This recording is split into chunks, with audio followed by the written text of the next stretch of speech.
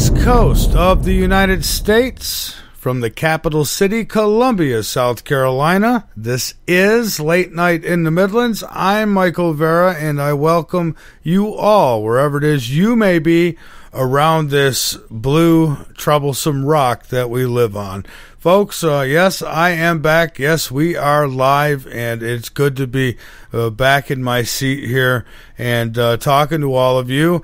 I won't lie, it ended all too quick. I had 9 days away from all of this, and I promise you, folks, I stood away from it. I did not watch the news. I did not discuss the news. I did not. There was one night where, oh my goodness, even family, folks, somebody actually said Hillary's going to make a good president. You could imagine what happened to me. The blood boiled, and I got to, but it's like talking to a bunch of stone statues. Honestly, it is like talking. I love them. I do. I love them all, and they mean well, but they totally repeat exactly what the fake news is saying, and it is just amazing. It's just everywhere you go. But I had really enjoyed myself. We ran around quite a bit. It's not like we really got too much relaxation, but it was a great trip. They rented us a SUV. Global warming. But yeah, we had a nice SUV, seated 7, and we drove in style. I've never had technology like this on my dashboard in all my life. It was amazing. I got used to it. I actually missed the woman who talked to me every time I needed to know where I was going. But we had a lot of fun. Went to the lake. I went and visited the Gawsons briefly. Those are two friends who have been listening and following this show for a long time, and they're always in our chat room. And so, I went and visited them briefly. It was really nice. The temperatures were fantastic. Of course, then I come back to South Carolina, and we're battling 100-degree weather here right now. So, but yeah, it was great. Hey, the filming went really well. It was held in the Inn, it's called. It's in downtown Rochester. It's on Broadway, in downtown, and it's one of the oldest buildings. It was old. It was creepy. And so we filmed down. They rented the basement of this place, so it was like an old wine cellar we recorded in. It was different. I'd never done anything like that before. Them coming over and trying to dab your sweat and stuff. And I'll do that myself. Thank you. But they really get that thing and they put it in front of your face. Michael Vera's haunted apartment, snap. And they click it in front of your face, take 1, take 2, all that stuff. And so basically I was interviewed, and they're going to have a reenactment done of it all. My daughter was also interviewed for it, and they treated us really well. They paid for the entire trip, and I appreciate that very much. So all in all, it went really well. And so now I'm back here with you, and we've got a hell of a lineup tonight. I've got Story Musgrave, that is Dr.Story Musgrave, joining me here in the first hour, right after the break. So we will be talking to an astronaut. And then, following him, we will have Matthew Petti joining me, and we're going to discuss those Planet X pictures that he has provided me. Now, what some are saying is Planet X. Not everybody, I'm not sure exactly what it is. I just know something's there.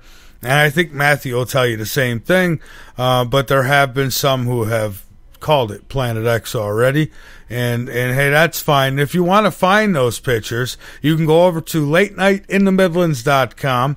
We have a search bar on our website. Just type in Planet X and go ahead and hit enter, and you'll see a few things pop up about Planet X. That will be one of them. The pictures are in the article, and it is titled Planet X, and it has a question mark. So you can go check that out. if you like. I did have it on the homepage and the picture slider, but I don't know. I think we may have taken it down now, so it's probably not there anymore. But you can find it on the website.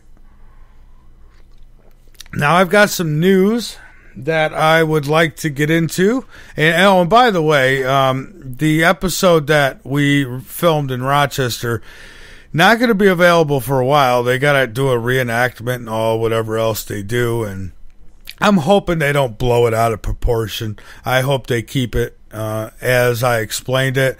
And I think they will. I really do. I hope so. If not, we'll talk about it. So, but they did also say that they may want to use me in season 3 as well to discuss the paranormal. So we'll see. Who knows? Could be a regular thing going here.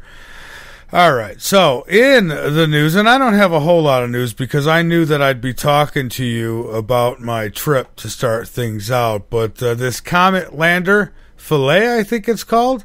They say it woke up after 7 months. The Rosetta probe's companion lander Philae has finally awoke after losing power in November, so it has been reactivated. They say, unfortunately, due to a bumpy landing, the probe ended up sitting on a shady side, meaning that the solar panels were not able to receive enough sunlight to keep it going. So that's linked up. There's a whole lot more there if you want to go check it out. Oh, I found this one funny. Polar bears now eat dolphins, get this, thanks to global warming. Yeah, the polar bears are eating the dolphins, not because they're hungry. No, they're doing it because of global warming, something that is already now, this is the second time, they've been caught fudging the data. So, folks, let's stop. The SUVs are not causing the planet to warm. As a matter of fact, it's the total opposite. It's actually been cooler, believe it or not. And we'll talk about that a little later as well. But, yeah, polar bears now eat dolphins, they say, thanks to global warming. So, yeah, polar bears. Wouldn't a polar bear eat anything? I mean, it's hungry, right? If you're trying to get away from it, you become its meal. 12-year-old and 16-year-old stable after shark bites in Oak Island, North Carolina, that is. A 12-year-old girl and a 16-year-old boy received life-threatening injuries after being bitten by sharks in Oak Island Sunday evening. Now, folks, if you follow this show, you might remember some time ago me telling you that the shark attacks were going to pick up. I said they were going to pick up because the ocean is being destroyed. We're killing off the food, basically. So, the last to survive, it would be like the sharks and your things like that. So, and I said that they're going to have to start looking for other methods of meals, and that would be you being out in the water. I won't go out in the ocean. There ain't no way you'll catch me out in that water. Now, there was a time, not too long ago when I would have. Not now. I mean, you got the BP oil spill. You got Fukushima destroying it. You got, a massive die-offs in the ocean. And it's not because you're running your SUVs, folks, like they want you to believe. No, it's because of BP and Fukushima and whatever else we don't know about. And so these sharks got to eat something. So here's these kids who are just waist deep in the water, and these sharks came in and they feasted. So they say that the first shark bite was called in at 4:12 p.m. near the Ocean Crest Motel. Officials say the 12-year-old girl was about 20 yards from the shore in waist-deep water when she was bit, and the 16-year-old male, who was from Colorado Springs, lost an arm after being bitten by a shark. Officials say he was also approximately 20 yards from the shore in waist-deep water. And I do not believe, these didn't happen at the same time. So these are, but in the same area. I'm telling you, these shark attacks are going to pick up. And not only that, other stuff too. It's got teeth and it can eat. It's coming for you. I'm not fear-mongering. I'm telling you the truth. America's most advanced climate station data shows U.S. in a 10-year cooling trend. Yes, a cooling trend. But apparently global warming, which they'll tell you, well, global warming could mean that the planet's heating up or it's cooling down. How dumb are we? And why do we fall for this stuff, really? Yes, there's no doubt there's changes on this planet happening right now. But I'd bet anything on it that a majority of them are coming, yes, from man, but not from man's vehicles. No, from man's inventions, from these weather manipulations that they do. They're screwing our planet up. They're screwing it up for whatever reason, you know. If it is the sun or something like that doing it, well, then they should tell us rather than cover it up and spray in our skies, because that's what they're doing. And I blame the geoengineering on a majority of the climate problems we're having now. That's what I blame. Others may say different. You know, some blame Planet X. I'm going by what I can see right now, though, and this is what I see. So that is linked up as well. Mars Project. Scientists emerged from dome after 8 months. Volunteers who spent 8 months inside a dome on a Hawaii volcano to simulate life on Mars have completed their mission. 6 scientists who were living under this dome have come out. 8 months they were in there to simulate life on Mars. And so I guess they're ready to go for the real deal now. The crew stepped outside the dome that's 8,000 feet up the slopes of Mauna Loa to feel fresh air on their skin on Saturday. It was the first time they left without donning a spacesuit. So they were inside this thing 8 months in spacesuits. Amazing. Well, there you go. That's linked up as well. And, there's another one here that I think you should check out when you get time. Globe investigation finds many violent sex offenders released but not closely tracked or forced to register. For years, doctors warned federal immigration officials, do not take your eyes off Santos Hernandez Carrera. And this guy, apparently they had him marked down as being deported. He was never deported. He was actually released. And now they're saying that thousands of others who are sex offenders could also have been just released. So they're just letting them go now. And just letting them go amongst us, we the people, so, nobody's safe anymore.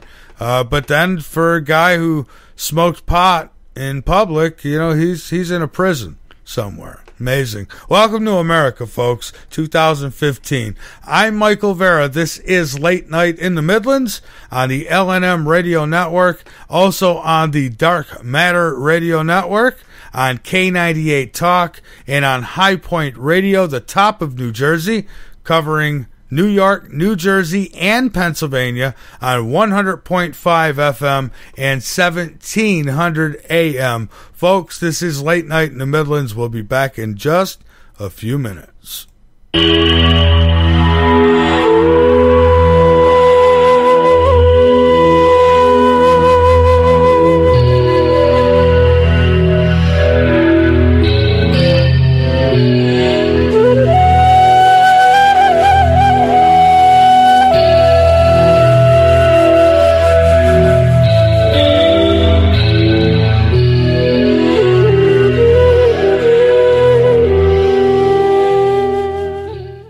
The LNM Radio Network and Late Night in the Midlands depends on you, the listener. Without you, there would be no us. So help us continue to bring you the best guests with the best information and subscribe today. Information on becoming an LNM subscriber can be found at the top of LateNightInTheMidlands.com. Just click the About Subscriptions tab and become part of the family while helping the truth stay alive. And while you're at it, maybe subscriptions aren't for you. A one-time donation helps as well. Click that donate button on the right side of LateNightInTheMidlands.com and help us help you. Hello, this is Dick Farrell, here to tell you about OxySilver. Legally available only through CureShop.com and HealthyWorldStore.com. Don't be fooled buying silver products from copycats and criminals. You've heard Dr. Leonard Horowitz and experts urge you to avoid deadly vaccinations and illegal operators selling stolen OxySilver and OxySilver copycats. You've heard experts tell you about suppression in alternative medicine and confusing propaganda in healthcare and the truth movement. Read Dr. Horowitz's book, Healing Celebrations, to learn how miracle healings can be made to happen through faith, prayer, and a pure diet. Get great immunity using vitamin C, D, and OxySilver, Liquid Dentist, GI Flora Pro, a top-shelf probiotic. Use Green Harvest as a great-tasting meal substitute for energizing organic nutrients and losing weight. And Zeolove, and natural clays for detoxifying your body. More advice, all these products and more are available from theCureShop.com. Including OxySilver, the world's most powerful silver hydrosol. Electro-energized to put risky injections, toxic antibiotics, and deadly drug pushers out of business. OxySilver is covalently bonded to water. Unlike any other silver product using the frequency of chlorophyll 528, what Dr. Horowitz explains is pure tone love, the universal healer. NASA originally developed covalently body silver hydrosols to keep astronauts healthy in space. Dr. Horowitz added the 528 frequency to NASA's formula and more. OxySilver works three ways to electrocute dangerous germs better than anything, far better than all leading silver products, and without any risk. OxySilver oxygenates and resonates with 528 for faster healing. So help save lives, putting drug lords and criminals out of business, and keep the LNM network broadcasting. Register for our free cooperative at healthworldaffiliates.com/4948. That's healthyworldaffiliates.com/4948. And buy OxySilver and other great products in package specials at great discounts from theCureShop.com. Buy OxySilver, GI Flora Pro, Green Harvest, Zeolove, and Love Minerals at great discounts at CureShop.com. That's CureShop.com with two P's. CureShoppe.com. Or call toll free at 1-888-621-7611. That's 1-888-621-7611. Do it now. The L&M Radio Network offers a moderated chat room at www.latenightinthemidlands.com. Just click the chat and listen page from the drop-down menu at the top of any page on the website, or click the Listen Live button at the top of the homepage at www.latenightinthemidlands.com. My name is Rosemary Allen. I live in Sault Ste. Marie, Ontario. And I've had odd things happening most of my life. Never thought anything much about it.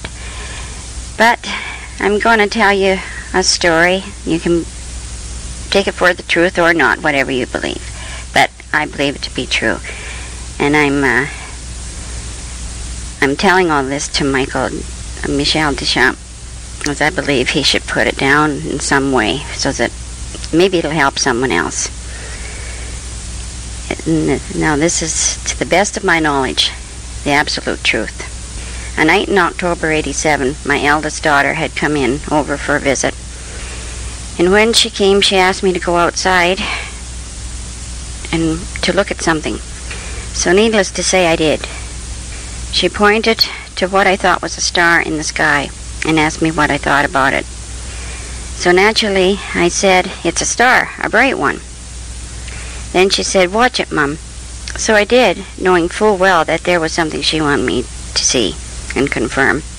Well, it did not take very long, and it got dim, then bright, then it turned orange, yellow. Then all of a sudden, it moved from side to side, and up and down. I knew then it was not a star. At first I thought that I was seeing things, but no, it was doing that all right. Two of us were looking at it. It was then that my daughter said, a man where her husband worked saw one in his back of his place. It was not too big. It sort of hovered there, moved up and down and around. He reported it, but they just sort of made fun of him. He lives in an out-of-the-way farming area, not far from where I lived. Well, we went back in the house, and she told me she had seen another one night.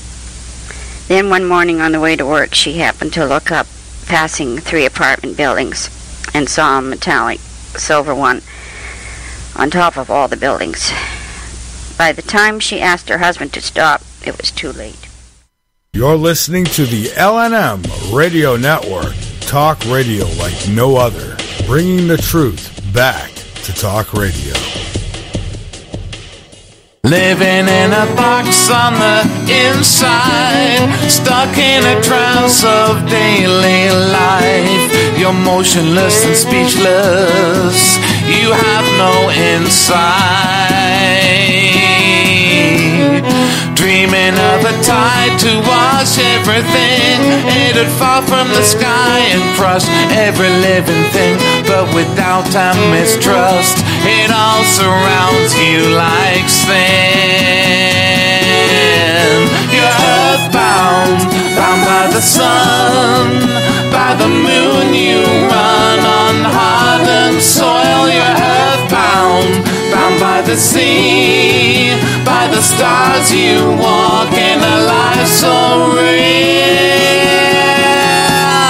Trapped in the world of business and oil, the TV lies while all hands toil. You're kept out locked, you're down to your last coin.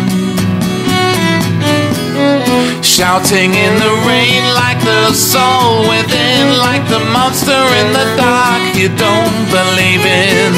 You close all the windows and shut all the doors, but behind sleeping eyes it softly calls you. Earthbound, bound by the sun, by the moon you run on hardened soil. You're earthbound, bound by the sea, by the stars you walk in a life so real.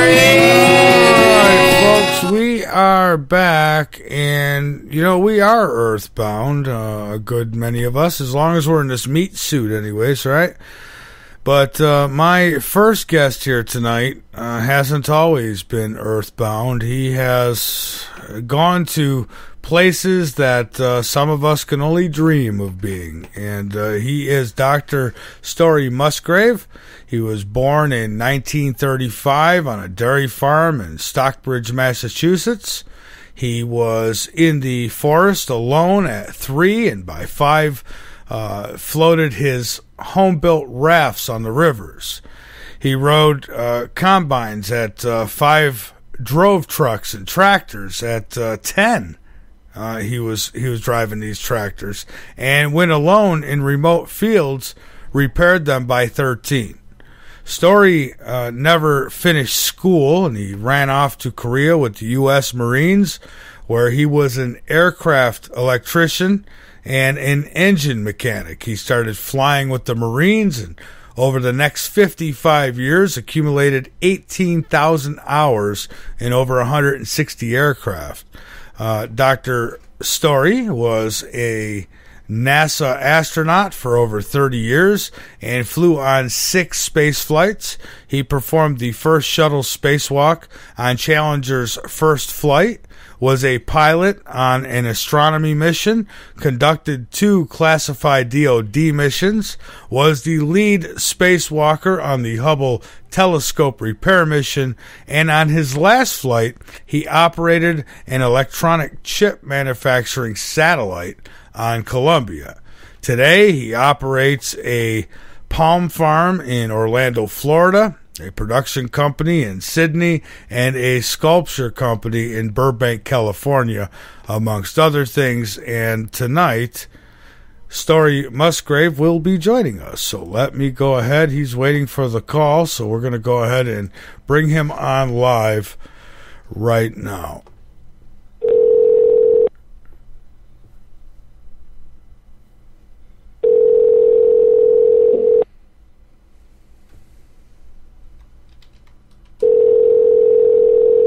And we're ringing, folks. Story. Good evening, Dr. Musgrave. This is Michael Vera with Late Night in the Midlands, and I want Okay, great. I would like to welcome you to the show, my friend. We are live, and I thank you for taking time out to be with us tonight. All righty. All right. If you wouldn't mind, perhaps you can start off a little bit with your very impressive background, and maybe we could start out there. Sure. Born and raised on a dairy farm. That's 80 head of Guernsey cows, western Massachusetts, Berkshire County. I never finished school. Bus left me off at the barn, picked me up at the barn, so I joined the Marines. Aviation mechanic, started flying with the Marines. I was in K6, Korea. I was on aircraft carrier, finished up on Marine Corps Air Station, Oahu. Then up to college, majored in complex kind of mathematics, multivariate statistics, multivariable calculus. Quick tour with Eastman Kodak, got into bigger computers, IBM 709s at UCLA. Systems engineering, programmer, assembler, compiler.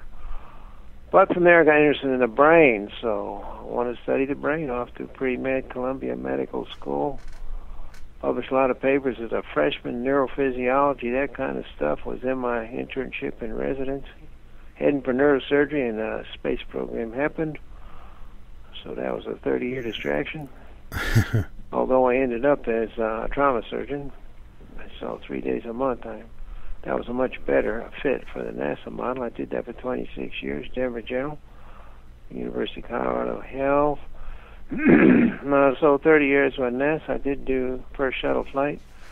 I did the first spacewalk out of the shuttle because I had helped design all spacewalking activities, including the suits, the life support systems on the back, all that contingency stuff. I did an astronomy mission also on Challenger to the Department of Defense. I was your lead mechanic to fix Hubble telescope. I designed Hubble for 18 years, starting in 75. They told me to identify every possible thing could go wrong and the spacewalking tools and procedures to fix it. So I worked as a designer for 18 years, designed Hubble for serviceability, maintainability. And after 18 years, I was glad I got to be the person to go and was lead mechanic to fix it. So the subsequent missions after mine also used my procedures and tools. Final flight was electronic chip manufacturing facility. So since that time, I worked for Walt Disney Imagineering for 6 years, designing parks and ride systems. I currently work for Applied Minds, Burbank, California. I've been with them for 14 years. I'm a professor of design at Art Center College for design in Pasadena, California, 1 week a month. I run a landscape architect, engineering, contracting business here in Orlando. My God, what haven't you done? 120 events a year. Some of them are just plain old events, but a lot of them consulting events when people want me to bring something to them. So, I got 7 kids. The oldest 55, the youngest is 8 so far, I need to say. Got a little Story right here with me now. She's Little Story Musgrave. Right, Story? You Little Story Musgrave, sweetie? All right. You doing Minecraft, sweetie? Yeah. She's working away on that right now. But she drives 3 tractors. She got her own ATV. She's a mechanical girl, too. I think that sums it up, Michael. It might have been a shorter list if I asked you what you didn't do. Sounds like I'm just getting started, so I got time to get something done. Well, Doctor, obviously, I would love to hear about what it was like to be in space. And while you were in space, did you ever see anything out of the norm? Tell me what it was like. I want to explain the difference up there and down here is, first of all, the free fall condition. We call it 0G. It's not because there is gravity there. But your velocity gives you free fall. So floating around, that's a lot of funny stuff happening, so you weren't involved to be there. And the other thing is what you see out the window, the geography or the stars or the auroras or the meteoroids coming in, any of that kind of stuff. A spectacular view, and the art of the mission, how smooth you can work with mission control and to get your work done. Uh-huh. So then, while you were in space, I take it you never seen anything out of the ordinary? Like, well, you see a lot of stuff. Yeah, I'm sure you do. A lot of stuff, but you have to put it in context. You have to understand the history of it. There's no person more serious than me in trying to determine what you can see, and what can you see, and how do you interpret things, and if something is going to come, what's it going to look like, and how do you pass some judgment? True. On it. So, so there's no one more serious about that. I just came from Contact in the Desert 2 weeks ago. I had a great time with those folks. I've done MUFON. I do them too. So they really appreciate me. And my program I do for them is what I have seen, what 400 astronauts have seen. I haven't stayed 30 years, haven't gotten there before the original 7. They were still there, and then took it on until the year 2000. So I have been able to be at the coffee pot with 400 different astronauts. What did they see? And what did they think? So that's the kind of experience that I can bring. I see. So I work very hard at it. Okay, and I mean no disrespect, but I have to ask, if you did see something, would you be able to tell us? I mean, has there absolutely so. NASA was formed to be a public organization, to be 100% public. I did 2 classified missions, but that's the payload, that's the client that NASA is flying for. And so they are classified, and they're classified. That's to keep a competitive advantage, of course, from the people who want to destroy us, of which there are plenty. But NASA has absolutely no secrets. And so I have not found it. Now, in talking about unknown objects and talking about whether they're visiting intelligences from places beyond the planet or something that behaves like a spacecraft or something, or conspiracy or cover-up, all I can say is in these regards, and what I talk about is that I didn't see these things. In my own experience, I can't talk about other people's experience, and I won't. I run into all kinds of people who have been abducted. That's fine. I have not been abducted. If they have, that's fine. I was not there. I'm not happy with the observations they made, however, the detailed observations and what they brought back home for us. But the important thing is I was not there. And so I cannot comment upon whether they were abducted. I cannot comment upon other people's sightings. I was not there. And I respect that. The data, huh? I say I respect that totally, because that's what it's about. It's about fact. It's about what can be proven. And someone else's story, while it may sound great and it's all possible, you really can't go with it unless you have something to back it up. I have my own filters. So I can't say I'm dead serious about making observations. No one makes my kind of observations, which we can talk about. So I'm very serious about looking. And I always have mission control and those other people, those are the reconnaissance people. And I always stay in touch with them. And if there's going to be a flyby, they know I'm interested in that, and they tell me about the flybys. They tell me about the other satellites that are going to come by, so I can get good at seeing satellites and things go by. And I've had at least 15 satellite events of my own where I deployed a satellite, or I went and retrieved one and got one back or brought one home, so I take it very serious. Other people, you release a satellite and you do a rocket burn to move away from it and you just forget it. Not me.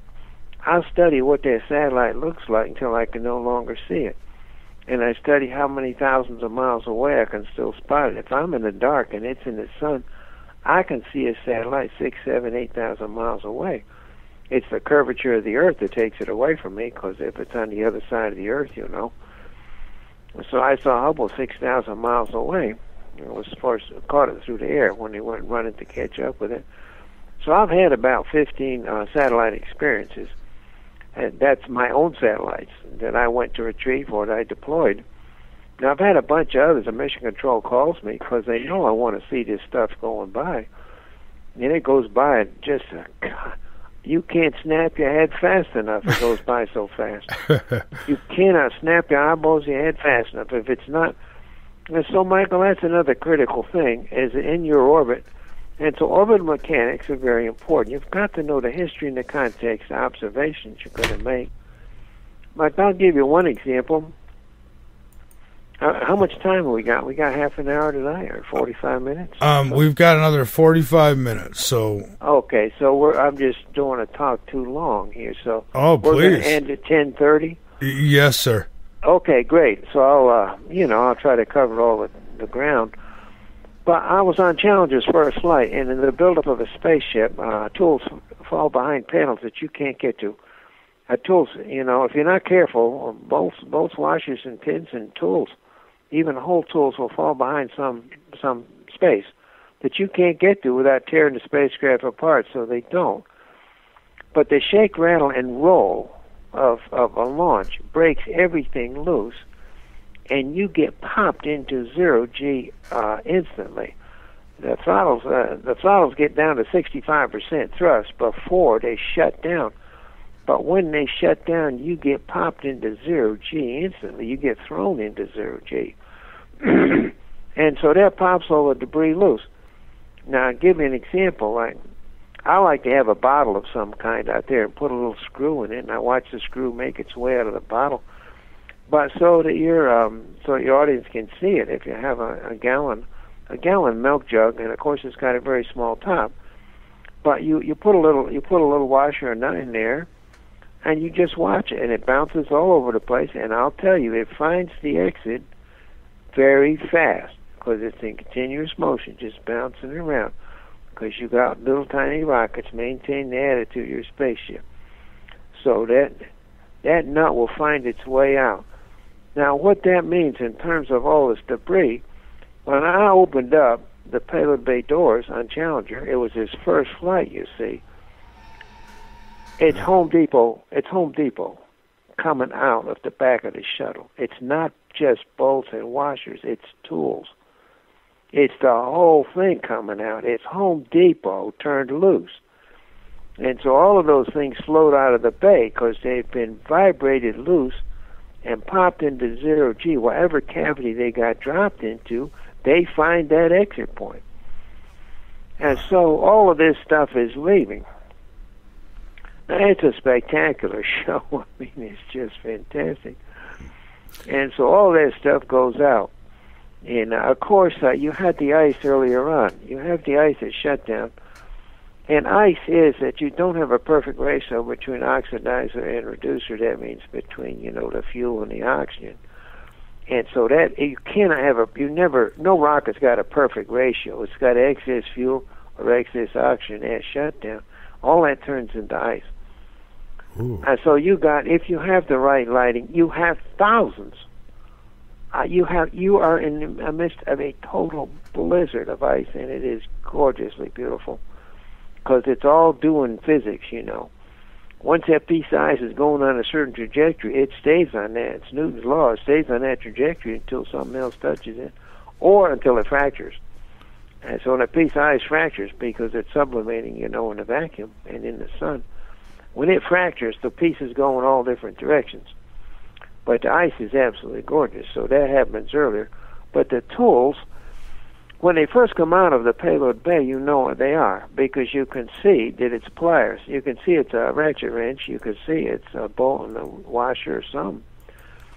But it moves away from you. See, and once you get far enough away from you, you can no longer recognize what it is, so you don't know what the object is anymore. You don't even know what that thing is, but it's gorgeous. And at a certain rotation, it will turn on and off like a firefly in the sunlight. So Amazing. It's turning on and off, but you see, if you don't know the context and the history of this, I take videos and I take pictures, But if someone, inappropriately takes the video that I've created and starts it in the middle and doesn't give you the words and the context of where all this stuff came from, well, yes, it is one incredible view.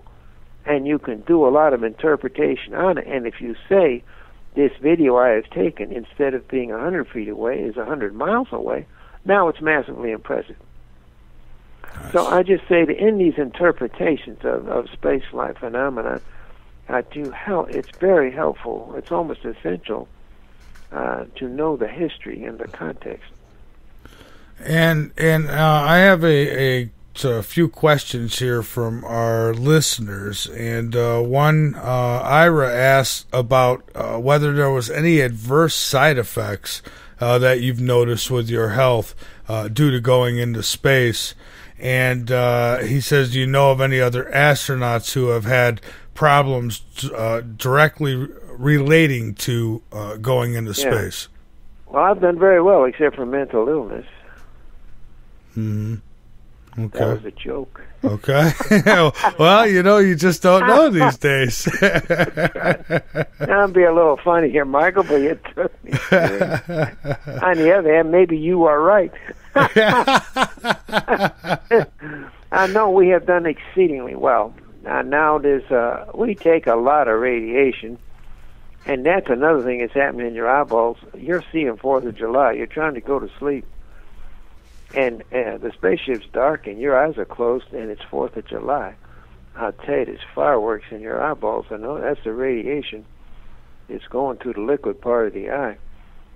And I always check my watch, so the next day I will see where we were, and it's high latitude. It's usually South Atlantic anomaly.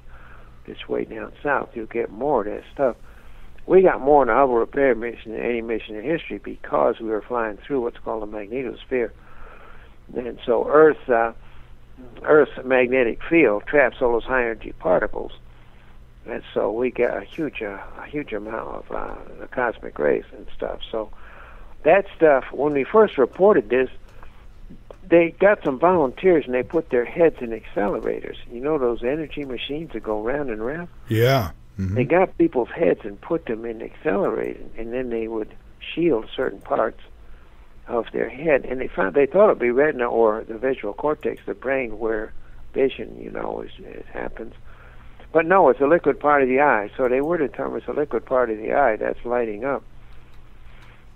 And so does that. But back to the question, why I led this to the question is we should be having more cancer because of this example of radiation and others.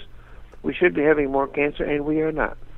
And so NASA takes very seriously health issues, related to flying in space.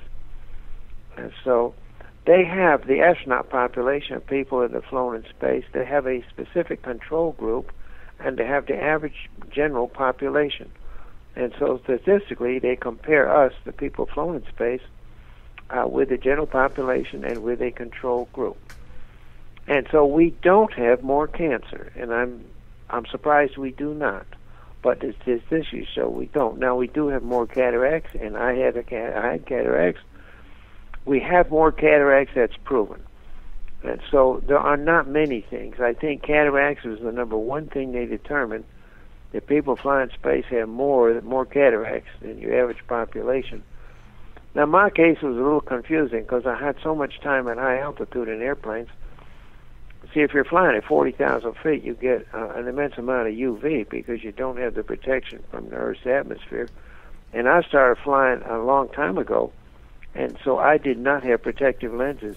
I did not have a protective canopy, a visor, or protective sunglasses. I had sunglasses, but the low-tech, back then, they didn't have UV protection. So that is one thing for Ira, that we do have more cataracts. They've also found some other kinds of visual pressure problems, and they've determined that recently in the space station people. So, but for Ira, they take that very serious because, and NASA will give space flyers a very extensive exam every year. So the people that are still in NASA or people after NASA, they get a very extensive exam every year. and that they add that then to the database on longevity of astronauts. I see. They're planning on getting to Mars sometime within 2025, 2030, and there's some people who seem to think that they won't survive the radiation. And I would have to assume that there's ways around that, because I think that there's been visitations here, and I think that whoever those people are, whether they're us from a long time ago or somebody else from another planet, they figured it out. Assuming, I have to have the hope and the faith too. But right now, Michael, we don't have that answer, and it's a showstopper. That's true. But there's always the hope and the faith, and technology is really pretty unbelievable. So, right. But right now they got to work that. We're not going until they work that problem and fix it. Yeah. So that they need to do some work on that one. Okay, and I've got another question here from our chat room. Tommy asks.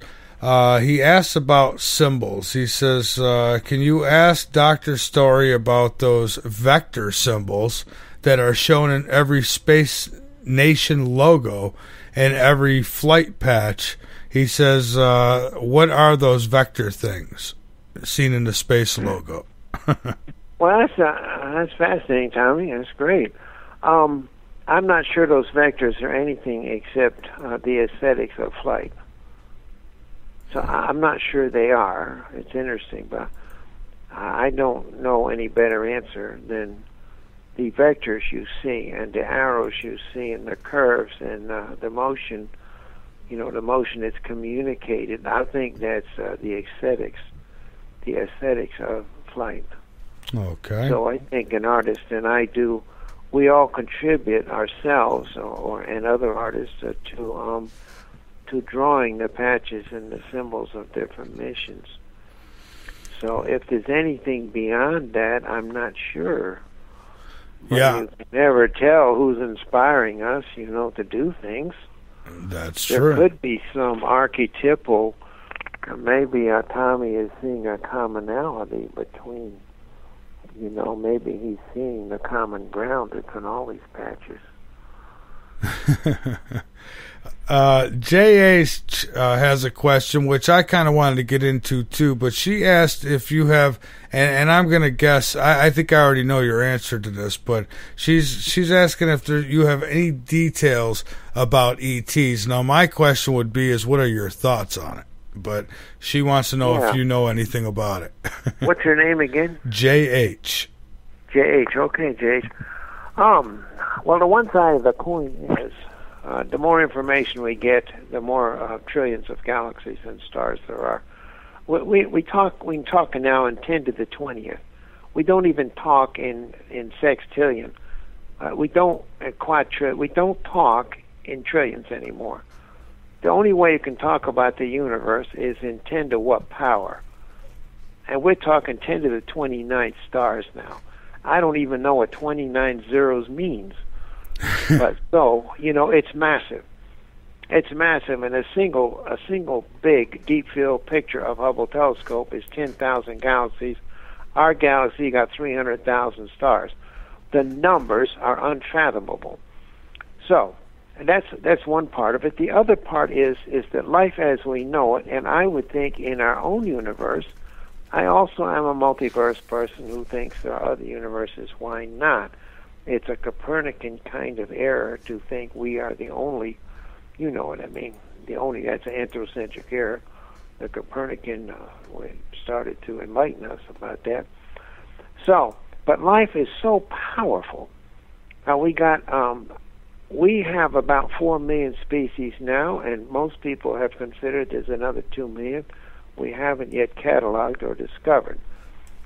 So most people think there's 6 million species on the one little planet here, so life is unbelievably powerful. And as I was getting to, I think across our universe, you will find a carbon-to-carbon bond will be pretty much what life is throughout our own universe.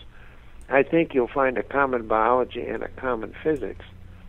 So I do not expect when I go somewhere else or somebody comes here that the physics will be different. I think you will have different technologies, different spaceships and all. I think the physics is going to be the same.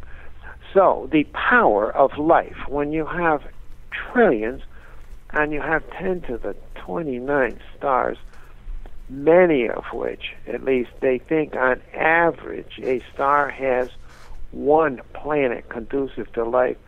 You're talking in our universe 10 to the 29th planets conducive to life, and you look at how powerful life is. Life is everywhere out there. Life is out there in the trillions upon trillions. Now, if a planet gets its act together, then if technology on this Earth has probably just been around 300 or 400 years, you can choose where you want where it started, whether it's the Italian Renaissance, the Industrial Revolution. Let's say Industrial Revolution. We have been developing technology for roughly 300 years, something like that. And you look at how far we've gone. If the advanced evolutionary string, that is the major intelligence on a given planet, if it got its act together in sustainable behavior, a planet could be around 1 billion years. So if you look at technology development over 1 billion years, these people also doing star travel. And so I'd say, I think there's billions of organisms doing star travel. So they're out there everywhere, 10 to the 29th.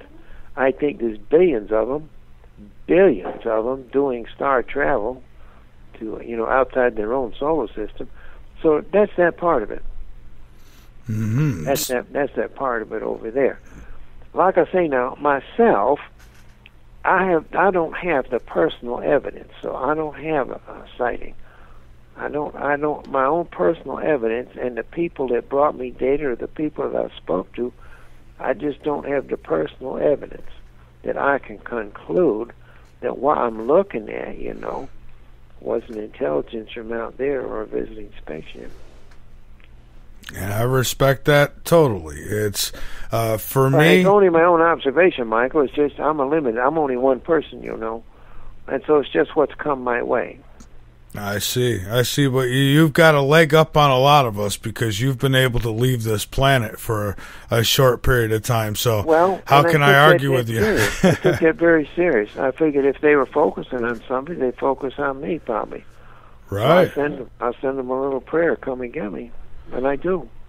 Hey, man, if you're there, come and get me. I'm ready and I want it. Come on.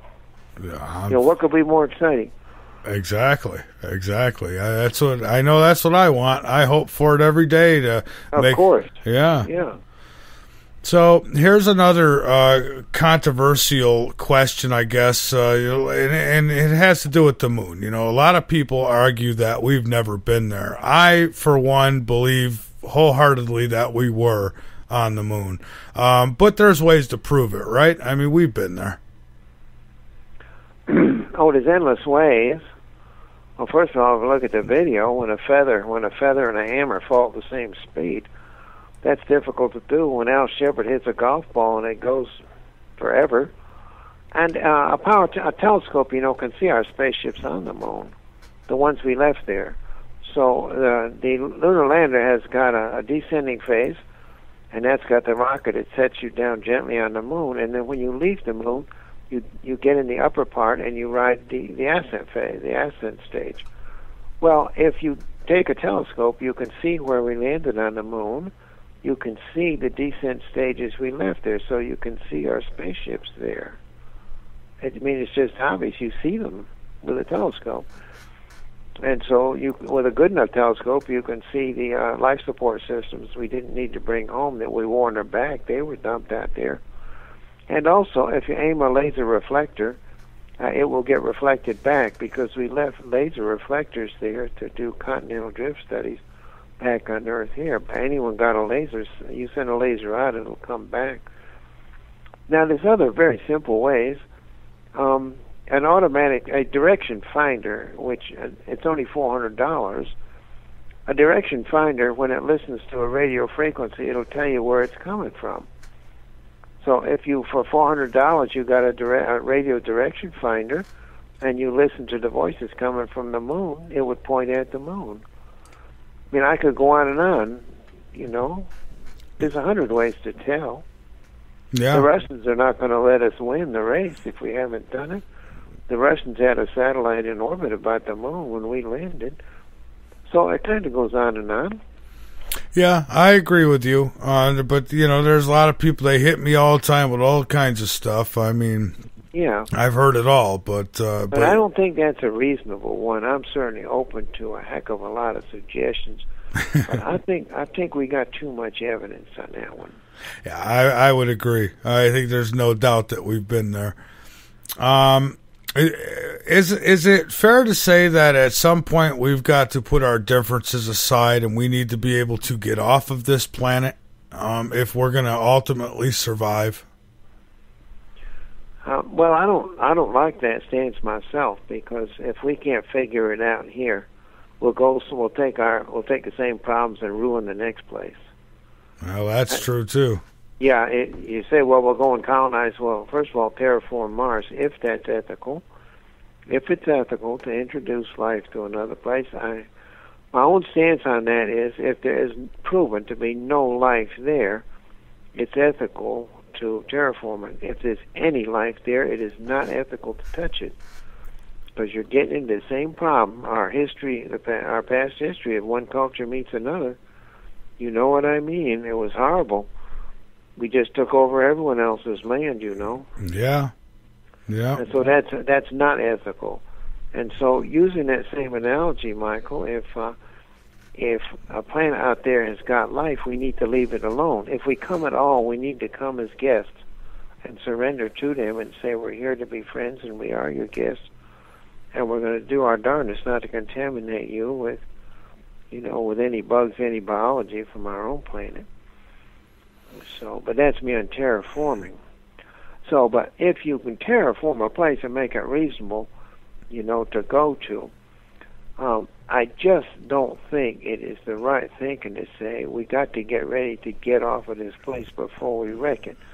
Because if we can't get our act together here, we will take the same attitude and the same problems. We'll take it somewhere else and wreck that place too. Well, I guess what I mean is at some point, you know, eventually our luck will run out with an asteroid or something along those lines, and I would think, yeah. Yeah. Well, it's a great capability to have. Yeah, it would. Of course, we can move an asteroid too. But, so anyway, in general, man, I'm for getting our act together, and the species got to start getting along with itself. There's 50 wars this week, and it's getting worse. The U.S. is in about 5 wars now, so you can just add Libya, you know. We did a strike yesterday. We're in about 5 wars, but there are 50 wars on this little planet, and we got to get over that, Michael. We do. It's massively destructive. The resources we spend on conflict and war is absolutely terrible. Imagine where we would be if we put all that resource and energy into exploring space, for instance. Yes, collaboration on all kinds of fronts. Yeah. So we got to get over that. We got to get along with ourselves. Yeah, we certainly do. And I have another question here. This question is, any idea of what was the classified military mission to space for 2 years? He says the X-37B. I think it is. I don't know if you know anything about that. I don't have any idea. Oh, okay. I haven't heard about that one. Nor have I. But there are classified space missions. There are. I know so NASA does carry. I was on 2 classified missions, so we carry classified payloads. And I know DOD has classified payloads too. They do exist. But I don't know the particular one that's being mentioned.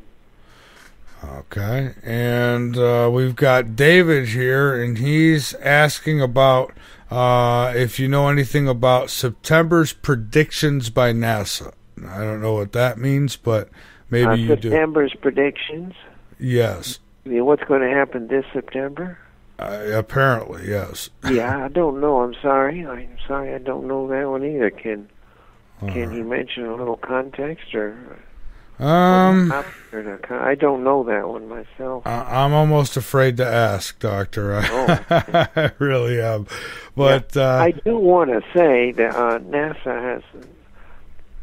I have never found any conspiracy to cover up the great stuff. That NASA has never covered up or hidden or withheld anything.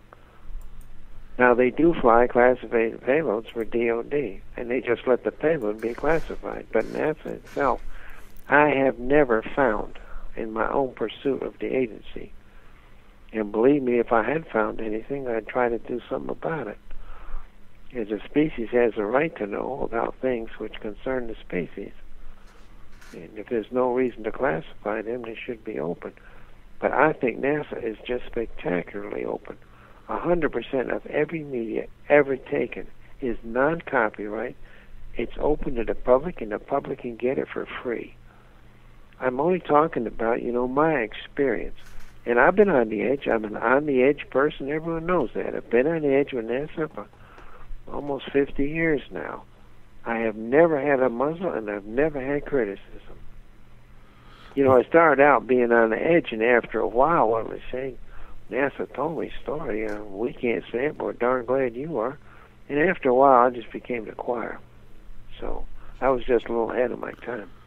I see. See, now, I don't know if for me, it would be, I don't know so much how much NASA would be covering up, but then I would wonder when you go for like information, freedom of information type things, it always comes back blacked out. You got line after line when it has to do with UFO activity and things like that. So I wonder, somebody doesn't want somebody to know something, and I don't know what it is. Well, of course, I haven't found it, Michael. I haven't found a cover-up. Well, I've been as deep in the government as you can get with 2 classified missions. All I can say is that me personally haven't found a cover-up. And if I had, I would have done something about it. I would have gone to the Congress and the Senate and said this isn't right. I see. Well, and again, I can't argue with you. I mean, you've been out there. I'm not. Yeah, and of course I'm not arguing. Of course, I'm just saying I couldn't find it. All I'm saying, I'm not saying it doesn't exist. Like I did at Contact in the Desert 2 weeks ago. They're saying people accept it. I can't find it myself. I can't find it, and so, I can't find a cover-up. I can't find a conspiracy. I'm not saying it doesn't exist because other people have had different experiences. They've been in different parts of the government than I have. I'm just saying I can't find it. And I appreciate your honesty. I mean, that's it's kind of like where I'm situated with this subject that comes up a lot about Planet X, and I'm sure you've heard about that. And sometimes people get mad at me because I've not seen solid evidence of it. So, and that's how I am. I like evidence, and I think my listeners appreciate it, but at the same time, it drives them crazy because I won't go floating off on some of these crazy ideas unless I have some proof. Well, they've got to be respectful. You respect them because they had the experience. Just like I'm saying, I don't argue with people. I just wasn't there, that's all. I don't argue with a sighting, and I don't tell them they didn't have that sighting. All I say is, well, I wasn't there, and I wish I had been. That's Absolutely. all I can say. And unfortunately, I've not had one myself. Believe me, I'd like to have one. Yeah. I worked very hard on it. Well, I have had a sighting, but I don't know who was, inside, who was driving it. I don't know any of that. I just know what I seen was nothing I ever seen before. So, what was it and who was controlling it? I have no idea. So, but I have seen some strange things, but then you never know at what extent, what could be ours and what couldn't. I can only say it's something I've never seen before. But, I have no doubt that we're not alone. I don't have proof of that, but I have no doubts about it. And I think when you look up into that night sky and you see all there is, all that's offered, and that's just what we're seeing. I can't help but to believe that there's got to be many planets just like Earth with hopefully people who have gotten further past the petty little problems that we have here. 10 to the 29, it's called. 29. Well, Doctor, we've got to take a quick break here, and so I'm going to put you on hold, and then we'll come back and finish up. So hang on with me for just a moment. It's going to get silent for you here until we get back. All right, so we'll be right back. Folks, my guest is Dr. Story Musgrave. I will allow calls, but come in with legitimate questions. Don't ask about moons imploding and stuff like that. And, I'm not trying to downplay it, but, let's keep it real here if you do call in. 803-317-2264. Folks, this is Late Night in the Midlands. I'm Michael Vera, and we will be right back.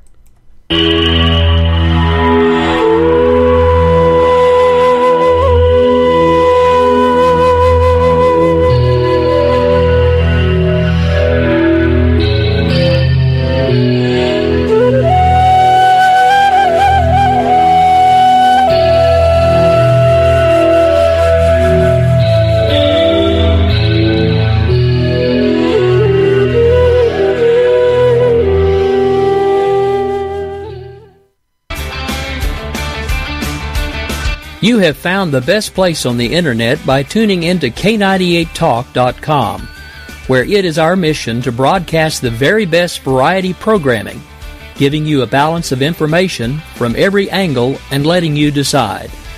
We are here to serve our listening audience with a proven track record. So stay with K98Talk.com and the Spark Radio Network, and we will keep you informed.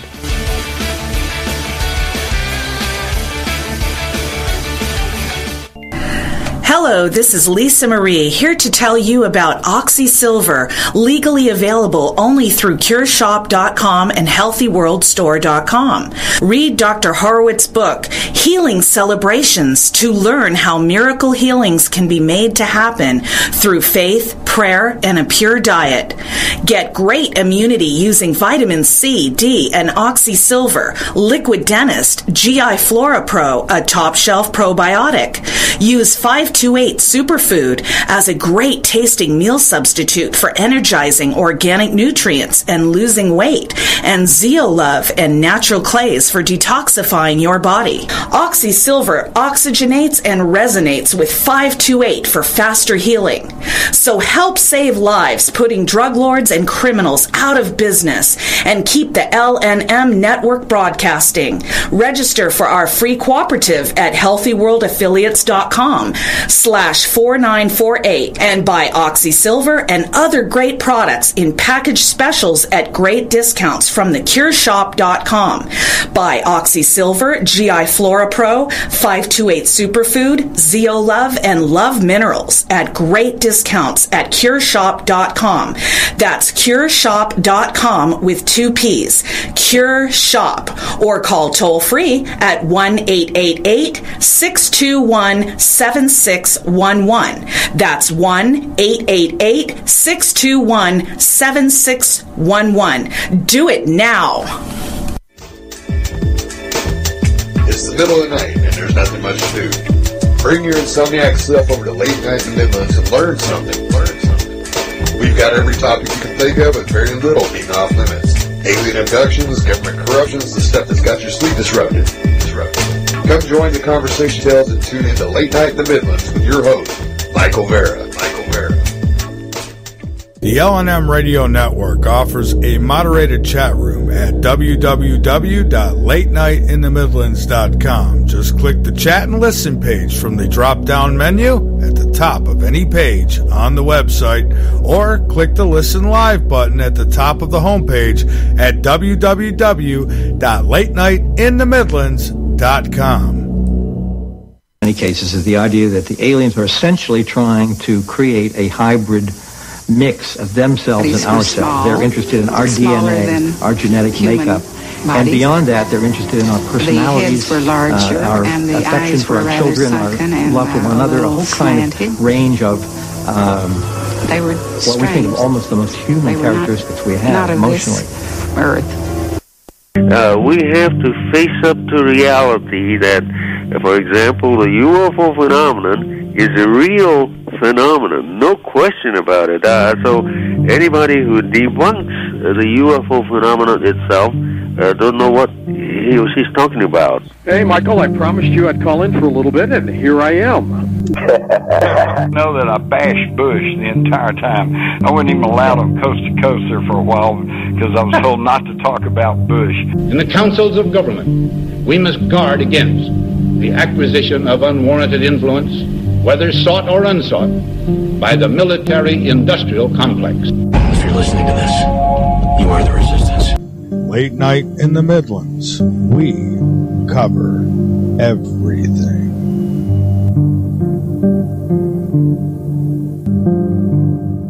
You're listening to the LNM Radio Network. Talk radio like no other. Bringing the truth back to talk radio.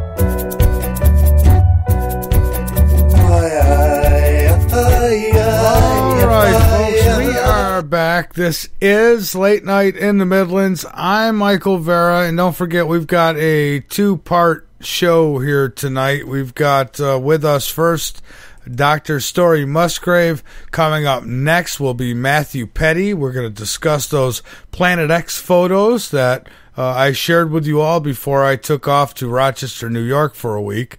And so that's what we'll be discussing. And folks, lines are open if you want to call in or if you want to PM me. You can private message your questions at latenightinthemidlands.com. But let's face it, folks, you got to keep the questions real. You start asking about some off-the-wall, crazy, weird stuff, and, he's not going to know about that, and he's not going to talk about it, and it's just going to make me look bad, probably, to even ask a question.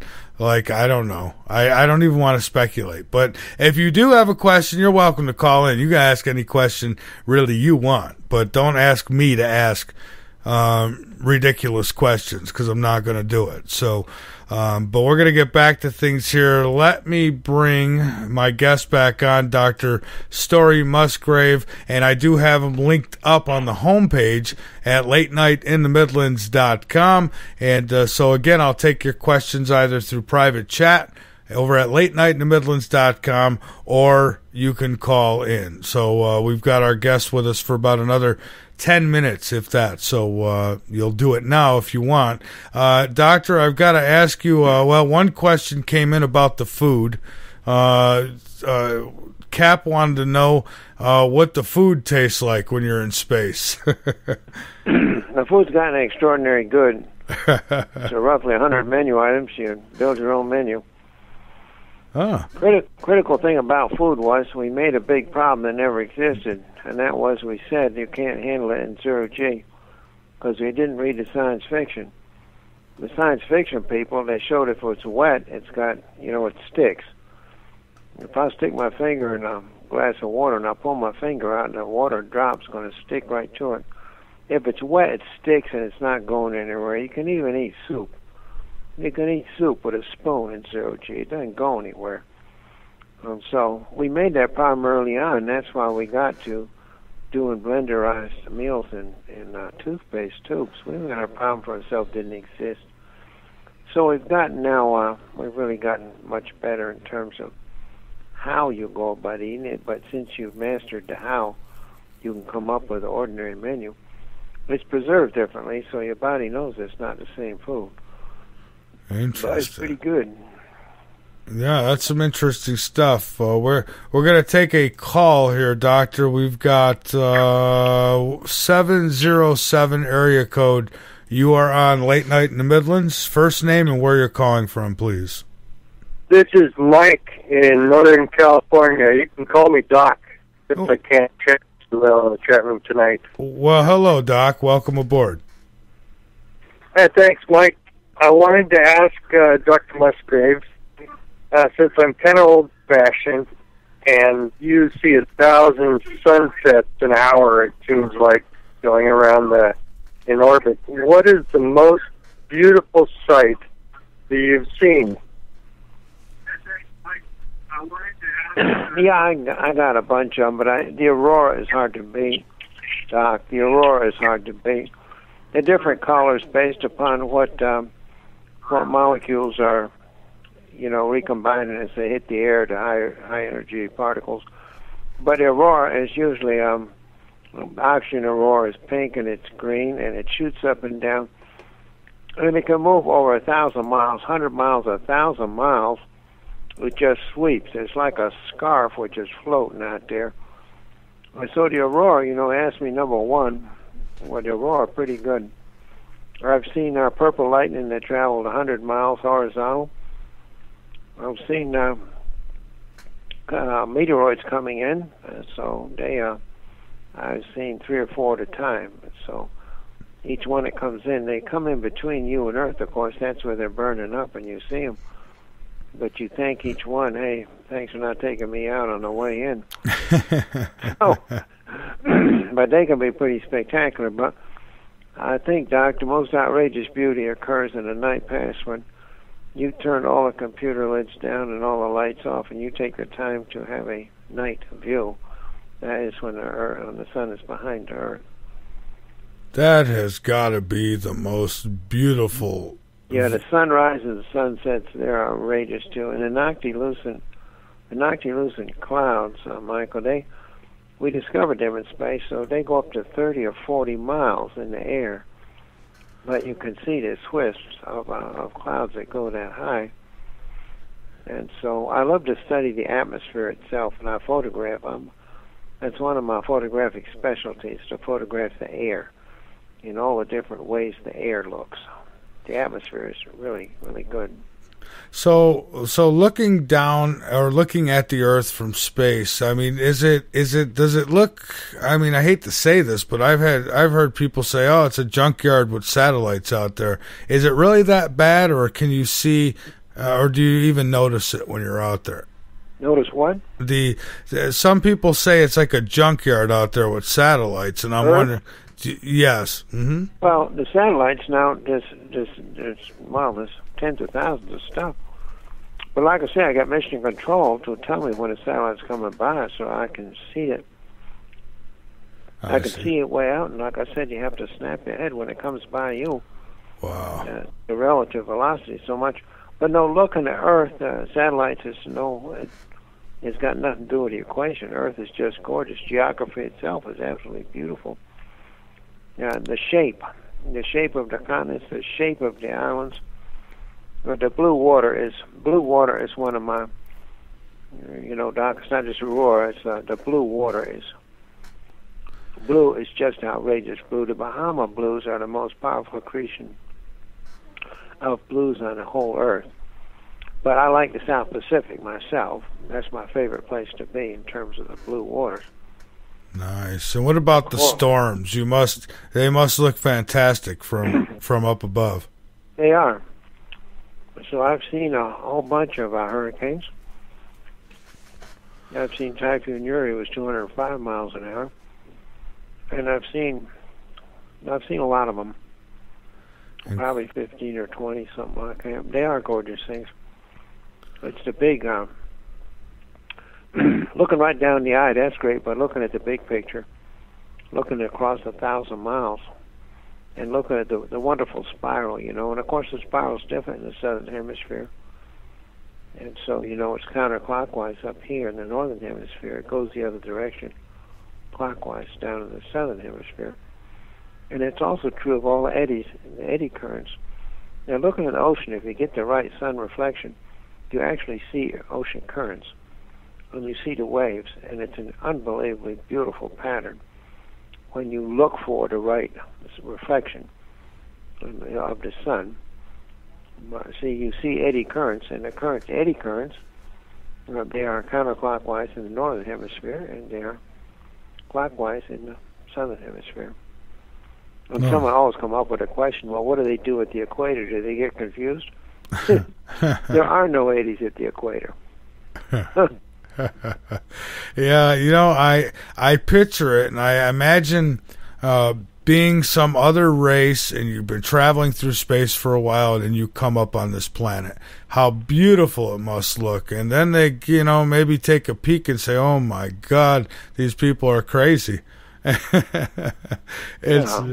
But amazing. And one more question, and that is, what do you think our chances are of finally proving that there's life out there? I mean, how close is NASA to discovering this, any form of life? Yeah, of course we're just working for now. We're just working our own solar system.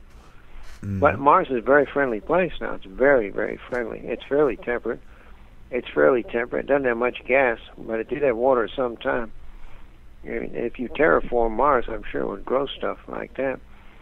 But discovering stuff, for the cost of the space station, we could have had 300 Voyager satellites that covered the entire solar system.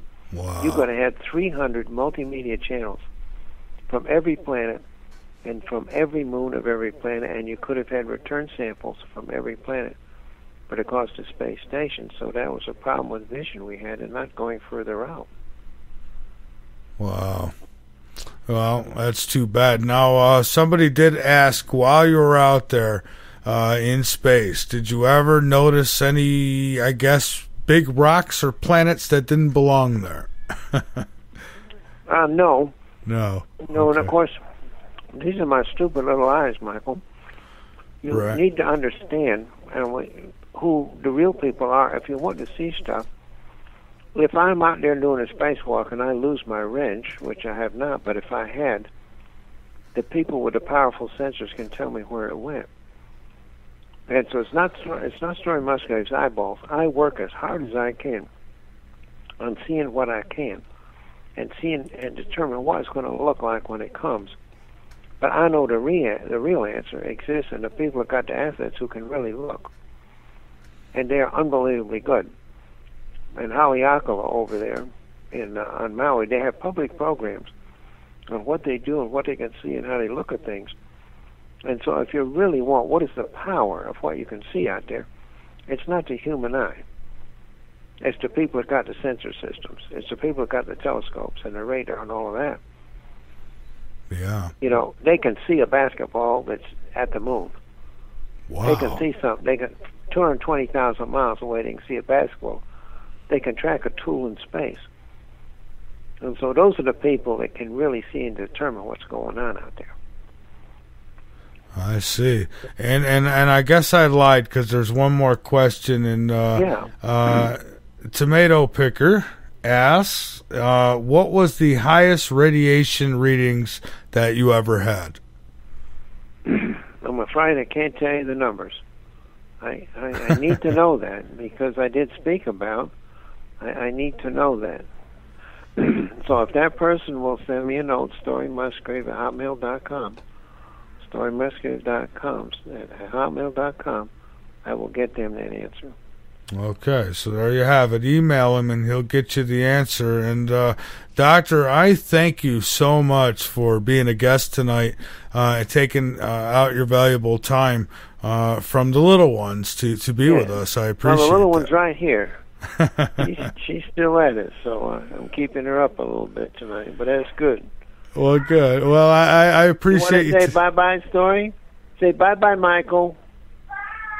Bye-bye, sweetheart. Well, thank you so much. If there's anything you'd like to get out before you go, websites or any speaking engagements or anything, feel free to go right ahead. No, sir. That's what I do now. It's what I do now. Is I do events. I tell people, all kinds of things. I try to give them what I learned along the way. That's 80 years along the way. Well, I appreciate all that you do, and I thank you so much, and I hope we can do this again in the near future. Thank you. Okay. It was a great interview, Michael, yeah. Well, thank you. It was. Okay. All right. Have a Good great night. night. Bye-bye. Yeah. Bye. All right, so there you have it, folks. Dr. Story Musgrave, former astronaut with NASA. He is just amazing. Absolutely amazing to talk to. It was really fun. That's the first astronaut we've had on Late Night in the Midlands. So, but up next is Matthew Petti, and I'm going to tell you a little bit about him. As a matter of fact, he's with me now, so he could tell you a little bit about himself. And folks, get over to LateNightInTheMidlands.com, become a member, be informed, and by all means inform others. And Matthew, I want to welcome you now to Late Night in the Midlands. I brought you on tonight because I thought maybe we'd talk a little bit about those amazing photos that you shared with me. And wherever you'd like to start, I guess if you want to give a little introduction for yourself, that might be good. All right. Mike, thanks for having me back again. I really liked Story's interview, although I was going to call in and ask a question about, he seems so certain that there's life out there and other planets, and so do you.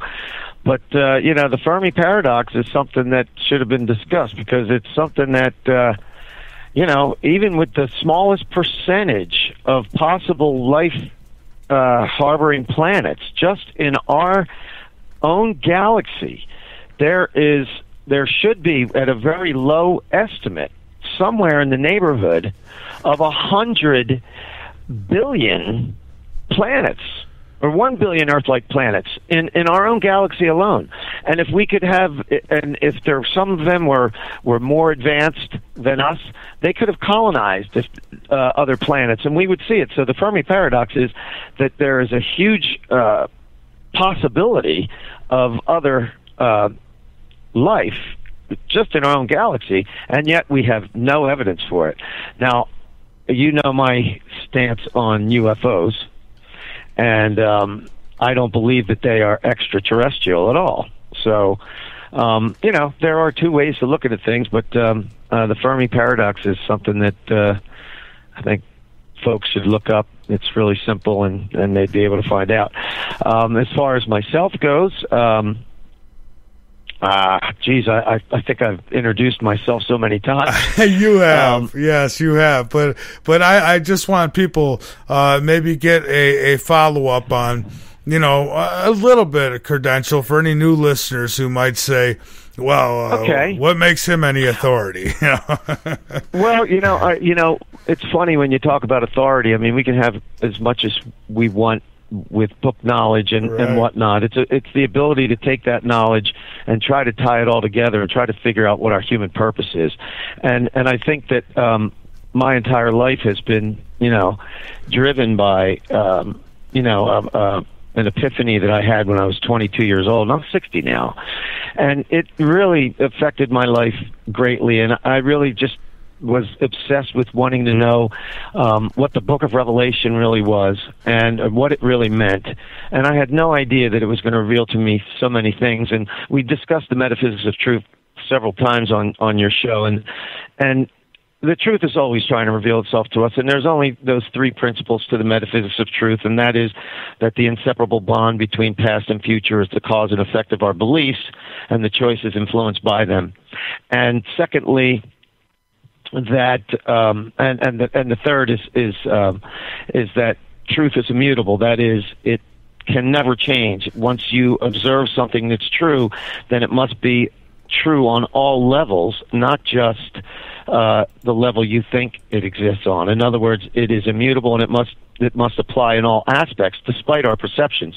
So it's our perceptions that need to change, and we look at an apocalypse as an awakening to truth, either through the insights of our wisdom or through the harsh experiences that enlighten us, because the truth is trying to reveal itself to us.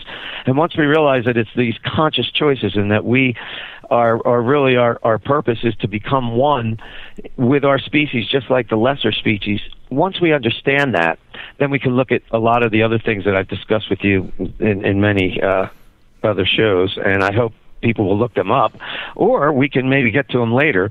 But I know you want to talk about, and I've written, in case people don't know, I've written several books. My first attempt was called Heretical Wisdom, The Truths from Within, and that stems from the fact that the essence of all life exists in every living thing and every living creature, and we are the highest creatures that have evolved as a result of this being that is trying to become expressed through us. And it's our individual will and our temporal concerns that prevent us from linking ourselves perfectly to this essence. And so I wrote, that book was the Heretical Wisdom, The Truth from Within. That was back in 2000. And I wrote Alpha to Omega, Journey to the End of Time in 2012. And my 5-volume ebook series, Apocalypse Now, is also another. It's got some snapshots and it expounds on a couple of the principles in Alpha to Omega, Journey to the End of Time, and it really helps to understand this whole story, because this story is really a new look at our human journey, a new look at our history, a new look at, who are these so-called aliens, or the evidence that we have of UFOs. Who are they really, and why do we immediately transfer our short-sighted notions about us on them and think that they're out to get us, or that they're from other planets, when we have evidence that there were a lot of things that occurred on this planet for a long time, and that it's most likely that these beings, or these other worldly beings, are really the fallen angels, because angels are extra-dimensional creatures, and there's only one argument between what once we reach a certain level of power, when we get to that unison between us and God, and we are perfectly expressed, God is perfectly expressed to us, then we have just one choice left, and that is to either allow that power that we have to work through us and collectively, or we could say, look what I have, and look what I can do. And that individual will is the downfall of a society that would become supreme because of it. So this is how we can view our previous civilization, and then from that we can understand the things that have happened in between, and that's what the story Alpha to Omega is really all about, because the Alpha and the Omega are the same thing, and that is the perfect expression and reflection of this essence through us collectively. And we look at the lesser species and we see it and we think, wow, look what they do. That's amazing. Well, it's happening through us. We're just not seeing it. But if we look at our world and we think that it is really, a byproduct of us, or it's them and they're doing it, and it really is us. We are, this world is a reflection of our confusions, our disagreements, our failure to uniquely find that essence that exists within us and come to an agreement. And there's a lot of forces that are preventing that, but a lot of it is self-inflicted. So as far as being an expert, I've just found that only the sixth sense can expose what the other five have hidden. And And as far as those pictures go, Mike, I know you're dying to talk about them. So I am, and and I'll say this. And I think I could say this for both of us, and that is that neither one of us are saying that is Planet X. We're simply saying that there's something there, right?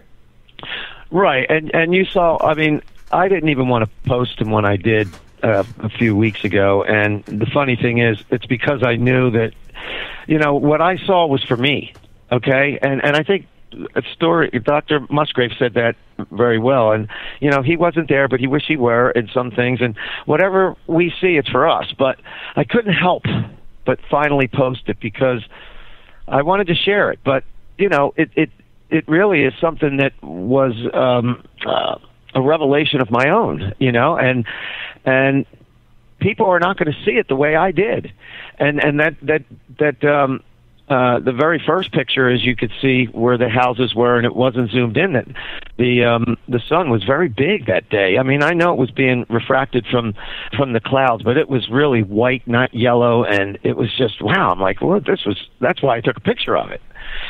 And then the other pictures, which I think you put them in sequence ahead, those two pictures where you could see all the clouds, and then you see a little dot amongst all the rays.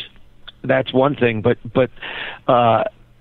those other 5 or so that had just a real small orb all by itself is what came after that big sun. Within 3 minutes after taking that, I took the one with the little dots, and I took it like 4 or 5 times. Yeah, and see, I could tell looking at these now. I've gotten pretty good through the years to be able to tell lens flare and such, and these are not lens flare. There's no flare there because you'd see like rays of light going to it. It's definitely. I saw it with my naked eye, Michael. Sure. All right, and that's why I took the picture. And when I looked at it with my naked eye, you could barely see it.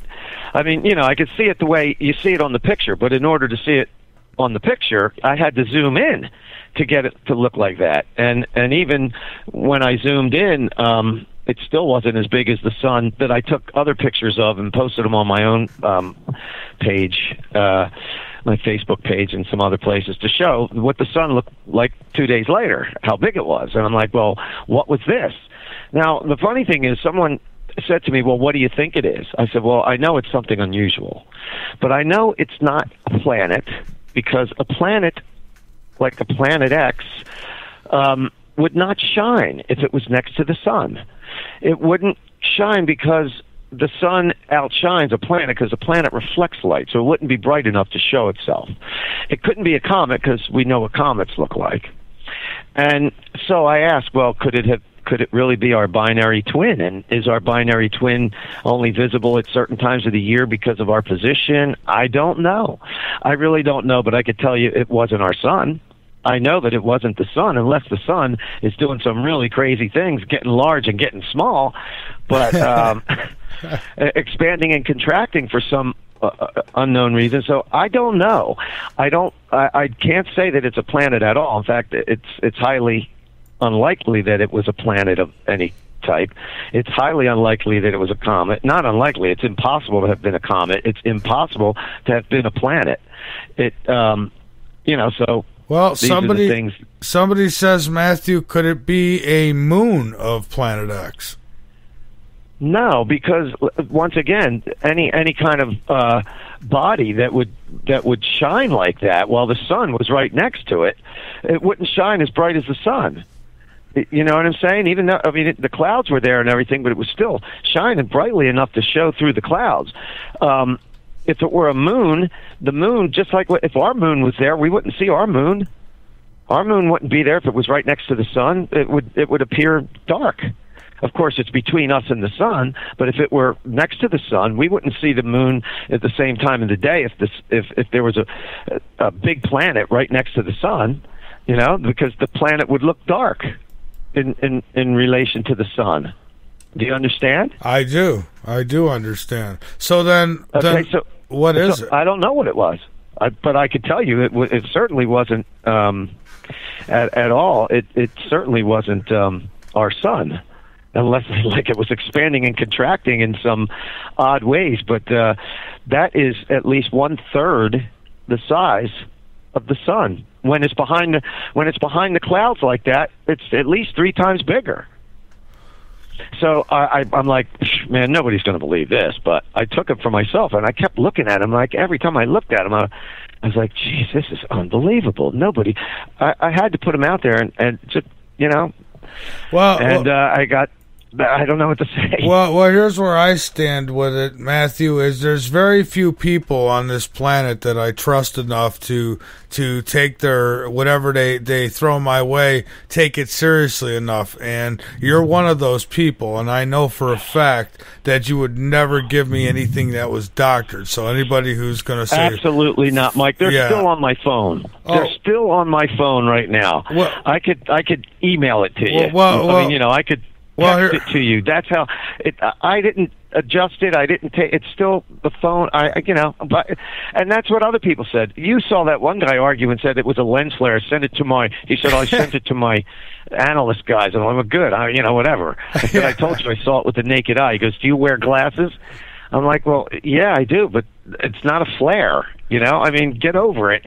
Yeah, exactly. Yeah, well, everybody's got a bat cave now, and they've got experts down there waiting to give them the truth because they've got all the sources. But, I'll say this. I know you well enough, and I trust you, and I know that what we're looking at is a picture of something, that there's something there, and that it's not a lens flare, and that it's not Photoshop. So anybody who says Photoshop, absolutely, you're so far off. I'm not like that, Michael. I know you. I mean, well, here it is. Really am not. I'm not here. In fact, I was reluctant to even talk about it, if you recall. Well, yeah, you were. You're right, and I asked you if you'd come on and talk about it. And it's there. It is. This is the way I see it. There it is. If you want to make up excuses and just pretend there's nothing there, then go ahead. I don't care. Well, there is something there, but is it dangerous? Is it going to hurt us? I don't know. Yeah. It may be completely harmless for all we know. I don't know. But the fact that I saw something and makes me wonder if authorities know about it. I mean, if I saw that with my naked eye, then perhaps the authorities do know, but they're not telling us, which makes me think that something's coming. But see, it's not about Planet X. My entire life is about looking at the book of Revelation, and I know that the 6th seal is going to open. And yet, when I talk about it, the Christians cringe. They don't like what I have to say because I tie so many things together, things that they think are not necessary, but they are. And so... I just know that something's coming, and most people are saying the same thing. They feel the angst in the world. They feel the tension. You see all the military, the drills and that are going on everywhere, not just in America. They're going on in Russia. They're going on in China. They're going on in Eastern Europe. I mean, NATO's doing them. We've got so many operations going on right now. And then let's talk about the blood moons. I mean, and we relate that to the metaphysics of truth, which is discussed on my website on the home page. It's not just so much that the blood moons are falling on certain days. It's the symmetry with which laid out on a timeline that they appear. And this is from NASA. This isn't from any biblical Bible thumpers saying anything. The blood moons just happen to fall on these 4 Jewish holidays, which isn't so unusual because, the Jewish calendar is lunar. However, the fact that 4 of them in a row occur without any other full lunar eclipses still says something. And then when you lay them on the timeline with the other events, the other partial eclipses of the sun and the partial eclipses of the moon, and you lay them on a timeline between January 15th, each of the mirrored items are exactly the same amount of days away from each other. Now, if you don't understand what I'm saying, a picture tells 1,000 words. Go to MatthewPetti.com, scroll down to where you see these charts, look at chart 8A, and I calculate the odds there, and it's because each one of those moons is in order for those things to happen, it's an odd of one.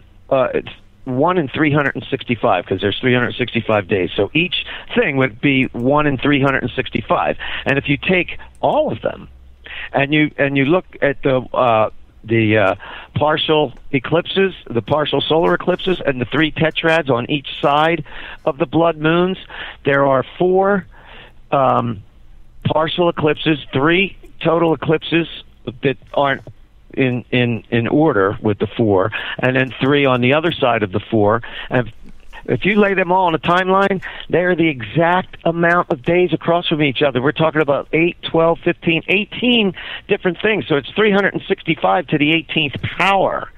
Now, that may sound, a little crazy, but the Earth's age is 4.6 billion years old. If we multiply that by 365 and a quarter, we get 1,680,150,000,000, or about 1.7 trillion days, which is 1.7 times 10 to the 12th power.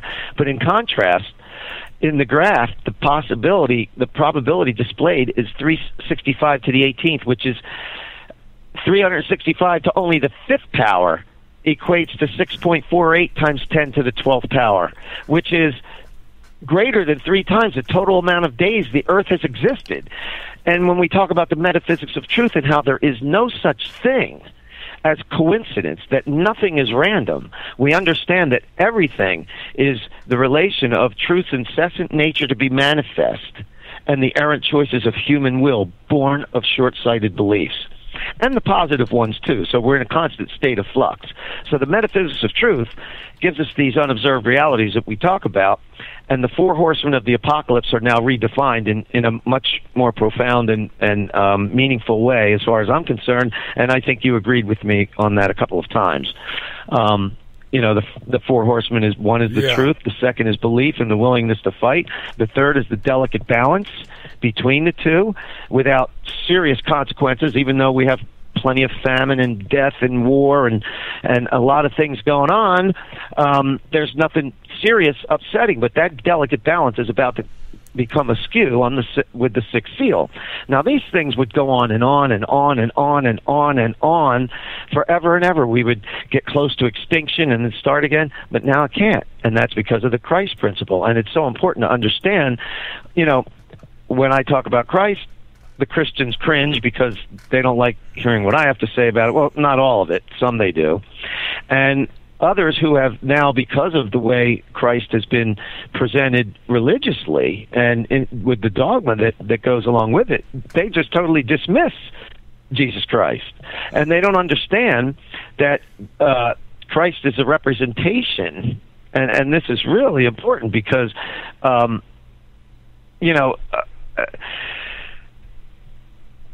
the reason why he's so misunderstood is we fail to see that once he reached that ultimate potential with ultimate power, he had no choice but to refrain from giving it to everyone or utilizing it for selfish reasons.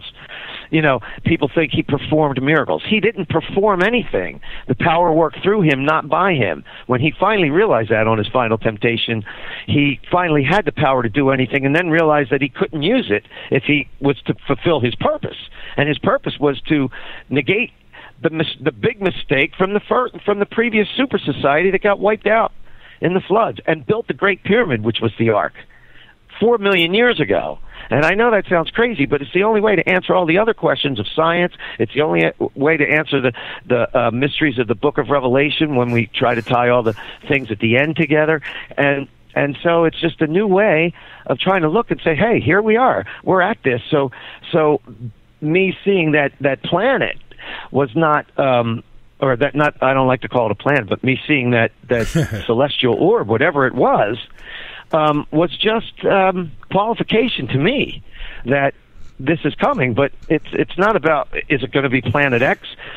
The 6th seal says that the sun became black as sackcloth and the moon turned blood red. Well, there you go. There's the blood moons and the total eclipse of March of this past year and March of next year. Solar eclipse. Yeah. It says the moon turns blood red. the sun turned black as sackcloth and the moon turned blood red, and all the stars fell from heaven like the fig tree shakes its fruit in a winter gale, and the sky vanishes like a scroll that is rolled up, which could only happen if it would appear that way if our magnetic fields were to somehow be interrupted or switch. During this switch, when all the magnetic lines disconnect, what gives us the appearance of a sky is the magnetic field. And if that were to drop, then the sky would vanish like a scroll that is rolled up. It would look like it just disappeared. And it says, the sky vanished like a scroll that is rolled up, and all the mountains and islands were moved from their places. Well, pole shift, if there is a magnetic pole shift, it has a lot to do with how the Earth spins too. And we see that in the evidence of what history tells us in Columbia's History of the World book. It tells us that around in late Pleistocene, I don't know how to say it sometimes, Pleistocene, I believe, or somewhere around 7 million years ago, this happened. They know, and that's when around 3 to 4 million years ago, Antarctica started building up ice, and they knew that geologically. Okay? Now, they discovered a lot more things afterwards, and then, that's when maybe as things became more available and new knowledge came, it just gets scattered, it gets lost, and people don't, we're worried too much about the books and not the very essence of our own existence. Amen. And so to me it doesn't matter one bit whether somebody believes that I saw that or not, because I've been looking and waiting for the sixth seal to open, because I understand that when that happens, finally, the reign of misgivings, the reign of Lucifer begins to end. And what is the reign? The reign is we never knew the truth. The first race did, and they tried and I've told you that they were the gods of our newfound race, and I spell that out pretty good, and we talked about it the last time we were on the show. And I don't want to go crazy and talk about that again, because I can't cover it in enough detail. But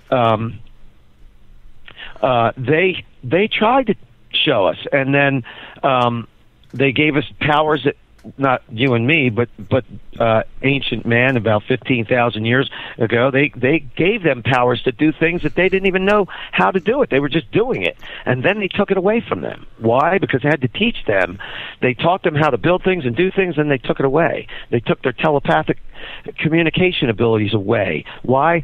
To show them that they had to look for the essence of themselves. And that's what the whole idea of religion started about, but not with one religion, but with all of the ancient texts centered on those same core themes. Well, and that's because that was what happened. So the Tower of Babel incident to me was that. I'm sorry, I'm rambling. Oh, no, it's okay. We've got a call. I'm going to take it in a second. And I just wanted to say that, you look at our technologies now, and I've seen technologies now that they're using where two people can wear a headset and one person can control the other person's body movements with their headset. So I'm thinking, back in these times when we talk about the ability to communicate through the mind or with telepathy or what have you, and you got to wonder if there was actually technologies involved back then, and it wasn't just some power or ability they had within themselves, but if there was actual technologies. And we do have Cap on the line, so Cap, after he answers that, you're more than welcome to jump right in here. So we've got you on. Well, here's my answer to that, Michael. I believe that the power that we would have by uniting ourselves to the essence is the most ultimate of all. And we build machines, which is really the metaphysical manipulation of our world through processes and time. And we've reduced the processes through technology. We've made it more, but it's still the illusion in the mind that's being created through processes.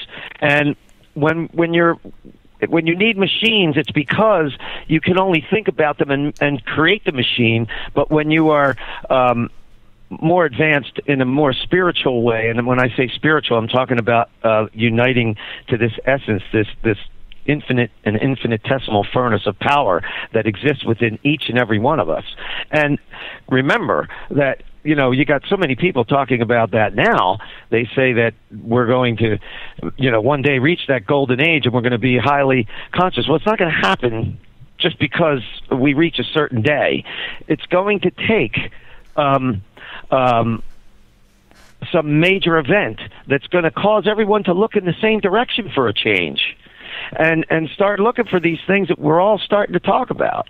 And if we don't, then we put ourselves into it's not going. We can't go on like that. So that's why these events happen. And Yeah. I don't know. That's the metaphysics of truth. Well, Cap, what say you? I welcome you to Late Night in the Midlands. I'm assuming this is Cap. Is this Cap? Yes, sir. What's up, guys? Well, how are you? Welcome aboard. Thank you very much. Sir, Matthew, I got some photographs. You were talking about getting to see it with your own eyes. I didn't see this with my own eyes either. It's not of the sun, though, but I took these of the moon. And when I started going through them... Go ahead, sir. Did you say that you thought that what I took were pictures of the moon? No. No, negative, sir. Negative, sir. Oh, I'm sorry. I didn't hear you. You broke up. I'm sorry. You took pictures. Okay. And didn't see anything with the naked eye. It was 4:30 hours. And outside going to the house, I looked at the moon. Thought, man, that's pretty. I started popping off photographs. Used a cell phone to do it with.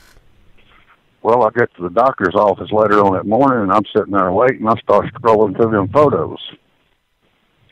And I'm looking, when I took those pictures, I was facing due south. Bottom right-hand corner. I'm catching something with reflection. And I'm not no big believer in this Planet X. But when I seen this, I had a buddy of mine go through and try to clean them up. And whatever I got, there was something there reflecting light. It wasn't a star. The image is not hollow. You can tell it's solid, but it's almost in a spherical shape. And I was wanting to know if I could get you these photographs and let you have a look at them and tell me if what I'm seeing is something or just nothing. Well, you know what, Cap? I mean, I'm not an expert on this. And in fact, this is why I'm reluctant to talk about it, because the most important thing is what's coming and what does it mean for humanity and the human spirit. It's not real, to me, the Planet X thing is just, Nibiru is just a possible explanation for what will happen for the sixth seal. I could never tell you expertly with any degree of certainty what you have or what, even if you photoshopped or didn't Photoshop your pictures, I wouldn't know. You said your friend cleaned them up. I wouldn't know. I can just tell you what my photographs were, how I took them, and I'm just being as honest as I can, and that's it. I would not be able to, offer you any advice on any pictures that you took. And I'm really not in the, I really don't want to do that either. So no problem. That's not my game. Just curious if you'd be interested. I mean, people are seeing a lot of things. I'm seeing so many things. I'm on a few sites, and I look. I'm not a troll. I don't say anything bad. I just look, and I look at the things that are posted, and I can see some things and take them with a grain of salt, and other things I say, that's interesting, and look at others and say, but you never know. I only know about mine and what I took, and that's all I know. And it's the same thing. I'm asking you and the listeners here to look at it, and Michael asked me to come on, and I said, sure, I would do it, to talk about it, but I told you the most important thing is the story Alpha to Omega and where we're heading next and what the real final conflict is all about. And it has nothing to do with Nibiru, that's for darn sure. You know something, Matthew? The last guy I asked to come on and talk about his photos of Planet X, he told me to F off. How come? So he didn't want any challenges on it at all. He didn't want to talk about them. It's some people are like, nope, this is what I have. This is it. They don't want to hear anything else. And so and it's a shame. I've listened to people tell me, it's this or that, and I don't say, you don't know what you're talking about, and I don't yell. I'm like, hey, everybody has their perceptions. That's the whole thing. That's what the metaphysics of truth is all about. That's how I feel. I'm not here to convince anyone of anything. If you don't believe in the pictures or what have you, don't. If you don't believe I've had ghostly experiences or any of that, I don't care. I have, and so I'm ahead of the ball game because I guess I know a little more than you. This is my opinion, though. So for me, I know. Yeah. So go ahead, disprove it, say it's not true, and go on about your business. I mean, good for you. I know that these pictures are real. I don't know what the hell you captured, but I know you got something in those pictures. That's my problem. I know it's I don't know what the hell I captured.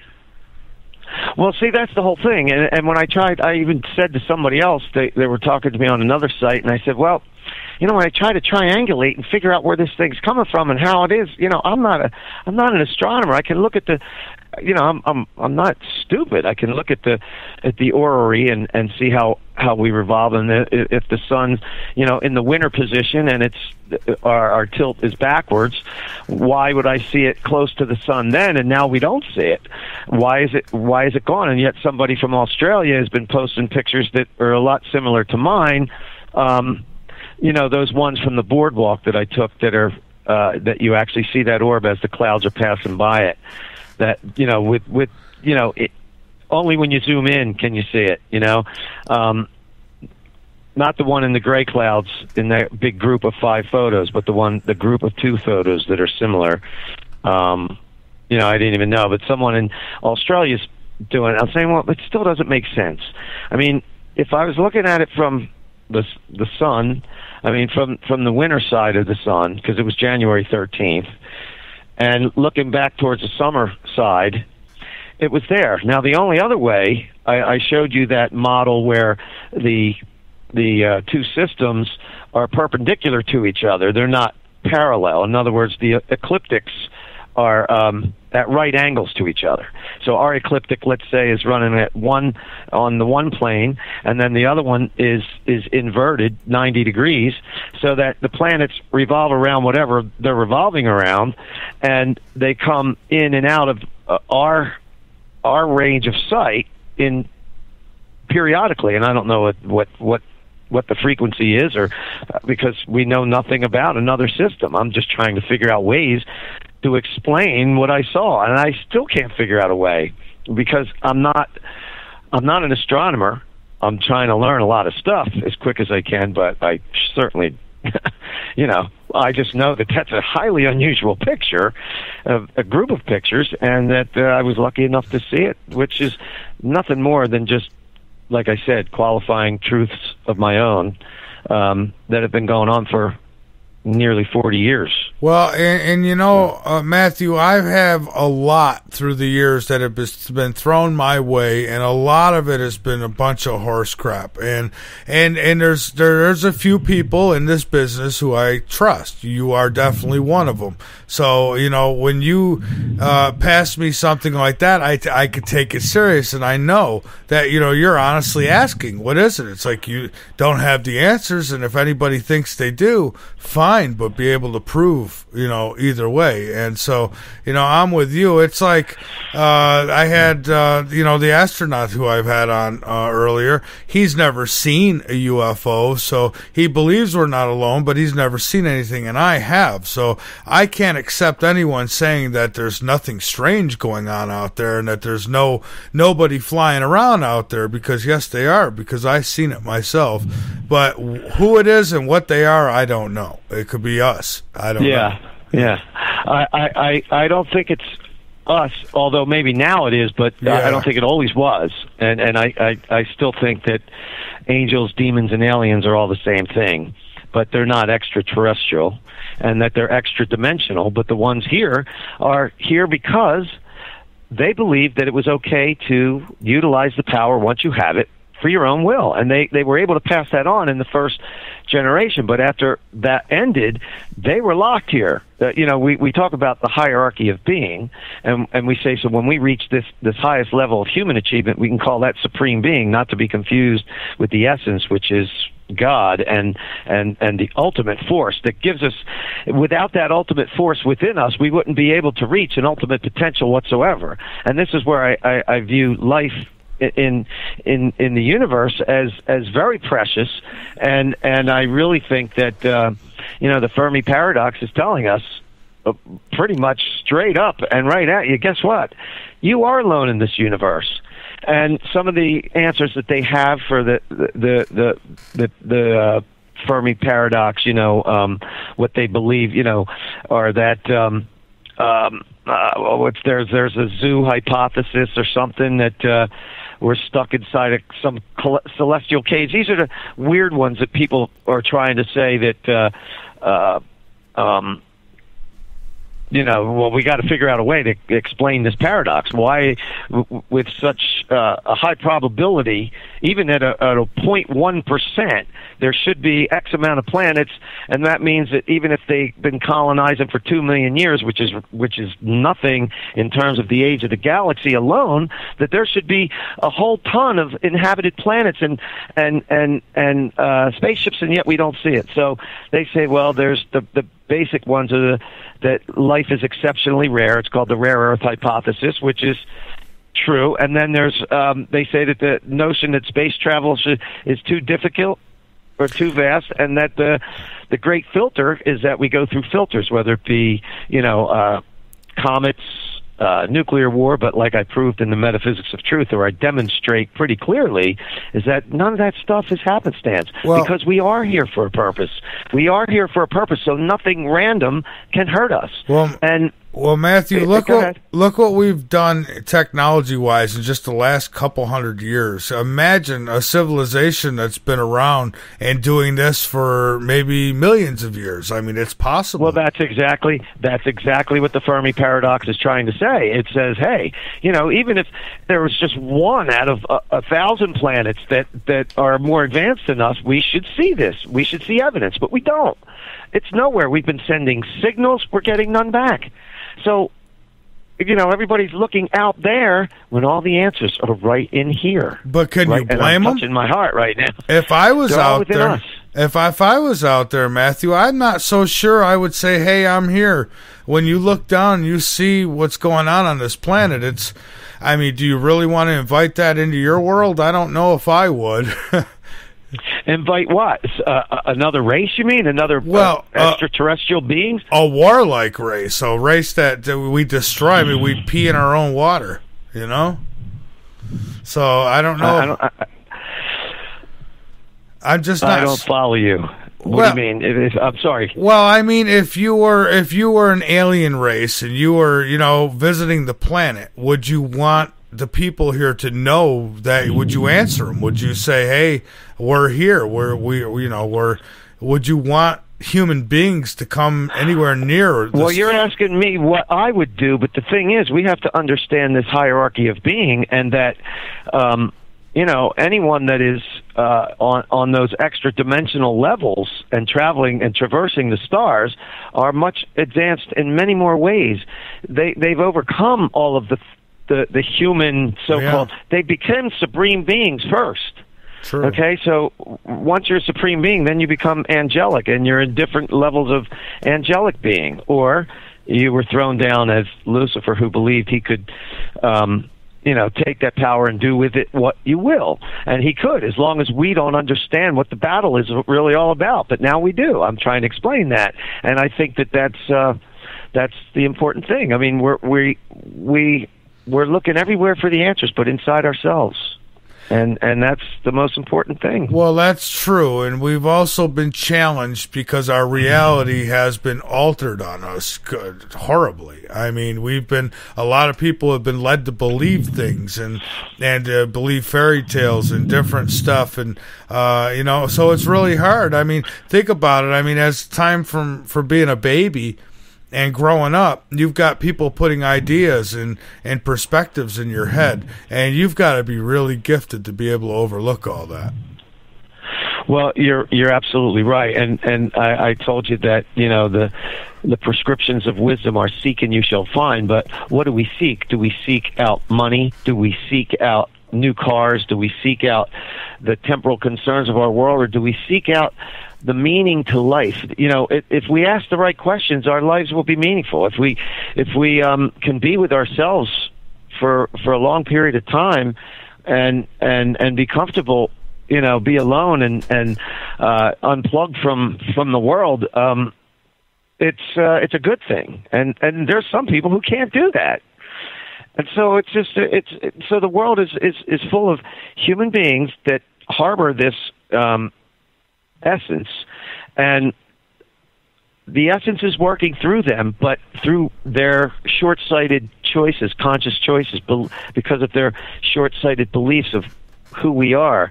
And everyone's got them. I've got them. You've got them. And so it becomes a collective entity that creates the reality that we see. Because, like I showed you and demonstrated in the Metaphysics of Truth, if we believe we can jump off of a cliff and fly, and we jump off of a cliff, we're going to find out that we can't fly. And that choice, that individual choice, created your destiny, created reality. It wasn't like, the dumb mistake. No, that created the reality. Now, either your wisdom could have saved you from that, but it was the harsh experience, if you jumped, would enlighten you or those who saw that you can't jump off of a cliff and fly. Now, so if it happens on that level, what we see in the quantum world is these myriad uncertainties that they in fact, I heard Dr. Musgrave talk about parallel universes, and I don't believe in parallel universes per se, where the way it's presented in quantum physics is that parallel universes are the expression of all of these uncertainties observed in different universes. And I say, no, there's only one universe, but there's a myriad possibilities in any given fraction of a second. We're talking trillionth of a second or much less, because you've got 7 billion people making choices. Right. Now, you don't think that our world is quantum, but I mean, just choice to get up and go to the store at a certain time or make a right instead of a left changes who you see, where you go, and whether you'll be in an accident, not in an accident, if you run into somebody you haven't seen, and how it all interrelates with everyone else is just like the atoms, only the time constraint of our perception is preventing us from seeing this quantum world that we live in already. It's happening quantum. Our world is a constantly changing illusion. It's not real. It's a constantly changing illusion that is the end result of all things preceding it. And even at the very tiniest of a second, fraction of a second, a trillionth of a second or less, yes, there are those who have more knowledge, and their choices affect our reality a lot more. And that's more so now probably than ever before. But nonetheless, it's still choice that creates reality. And, when we're born as an infant, I totally believe that we are, at that point, we are superhuman. We just don't know it, because as a child, we are born with the essence and linked only to true essence, but we're not aware of it when we're born. We're infants, but what happens is our 5 senses slowly introduces us to the collective mindset of the world, which is limited. So a person who meditates, they say, well, I meditate. Well, I say, well, that's good, but most likely all you're really going to do is calm yourself down a little bit. But a true master is one who can completely eliminate every memory of the 5 senses when he's meditating, he or she, and be able to look at everything for the first time again without any association whatsoever. It's almost impossible. That is so difficult. I've tried. It is. Of course. It's almost impossible, but one man did it, and see this thing. I think that what we need to understand about the Christ principle is that only a fool would choose not to believe in a man who did what we all have the potential to do, while dying to prevent us from making the same mistake that our previous civilization did. So basically, it relates to our own human journey. If we can acknowledge that we're ignorant relative to all truth, then we could see our destiny as a product of ill-informed decisions. Okay? Like I said, if you believe you're going to jump, errant decisions and choice affects our destiny. And it works on an individual and collective scale. It does. But that the potential for all truth resides within each and every one of us. It's this inherent essence that exists in every living thing and provides the basis for our wisdom and the potential for ultimate power. Instinct is really this essence, working through the lesser creatures without the interference of thought, temporal concerns, or individual will. It's sublime, but it's extremely powerful. So, it's extremely difficult to do. One man did it, and in doing so, our ultimate potential is proven through him and guaranteed through him. So that means that this human condition, because even though our collective minds are all messed up, there was one part of this whole collective consciousness that figured it out and did the right thing. And so that's all that counts. It's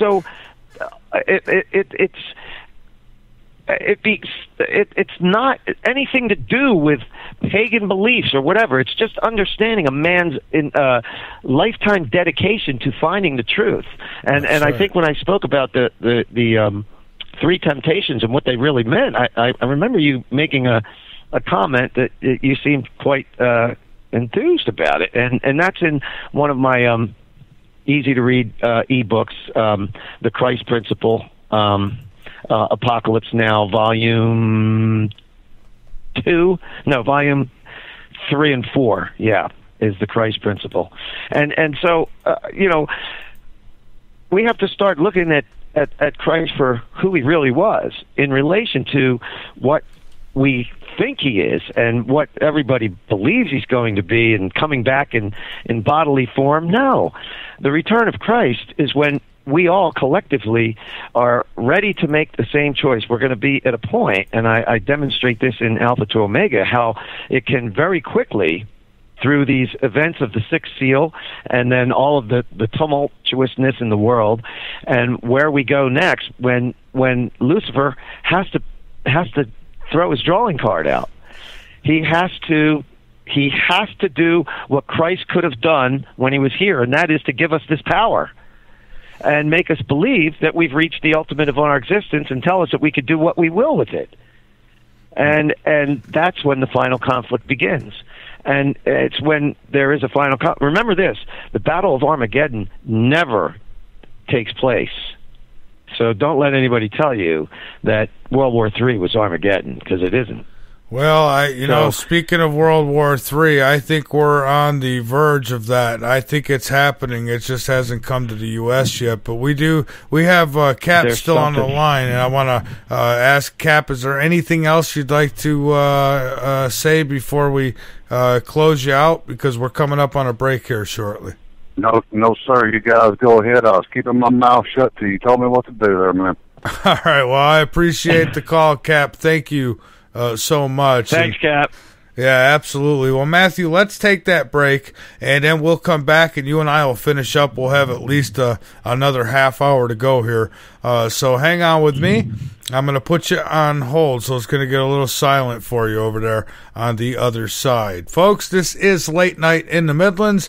I'm Michael Vera. We're going to take a break. We're talking with Matthew Petti. We're talking to him about the photographs that, we're partially talking about that, those photographs, which I have linked up inside of our chat room. So if you go over to latenightinthemidlands.com, click the big red button at the top that says chat and listen. If you do that, take you over there. The link is there. People will share it with you. Or you could go to our search engine in our website, and you could type in Planet X, and you could bring it up that way as well. They are incredible pictures. What exactly he captured, I have no freaking idea, folks. I don't. But I'll tell you this. It's not lens flare, so all you lens flares could go fly. It's not Photoshop. Photoshop people, you can go to the same place. What it is, I don't know, though. I have no idea, but I tell you what it's not. So, interesting pictures. I still say Nibiru is a ship. I still say that. I don't care. That's what I think. That based on everything I've ever come across, I really am starting to believe that Nibiru are the letters on the side of a ship. It might be a huge one. It might be like the Star Wars Death Star, but that's what I think. But, I'm entitled to my opinion just as the rest of you are. This is Late Night in the Midlands. We'll be back in a few moments. Call in 803-317-2264. But wait till we get back from this break. We will be back.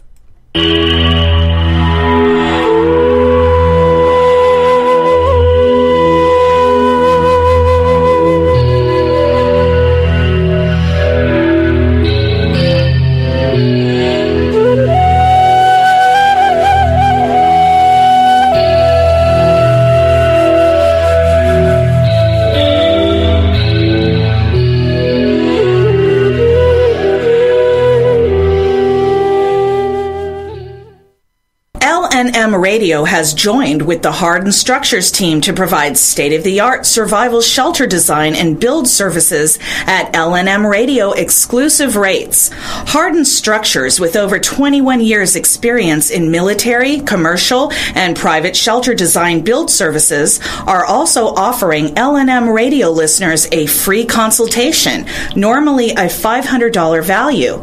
So click on the Hardened Structures banner on the home page or the chat and listen page and have peace of mind that no matter what happens, your family is protected. The LNM Radio Network and Late Night in the Midlands depends on you, the listener. Without you, there would be no us. So help us continue to bring you the best guests with the best information and subscribe today. Information on becoming an LNM subscriber can be found at the top of LateNightInTheMidlands.com. Just click the About Subscriptions tab and become part of the family while helping the truth stay alive. And while you're at it, maybe subscriptions aren't for you. A one-time donation helps as well. Click that donate button on the right side of LateNightInTheMidlands.com and help us help you. You want the truth? Late Night in the Midlands knows you deserve it. That's why we make it easy for you to listen at www.latenightinthe.midlands.com. Go on over, become a member, be informed, and by all means inform others. Folks, we're not your average radio show. We cover everything. Late Night in the Midlands on the LNM Radio Network.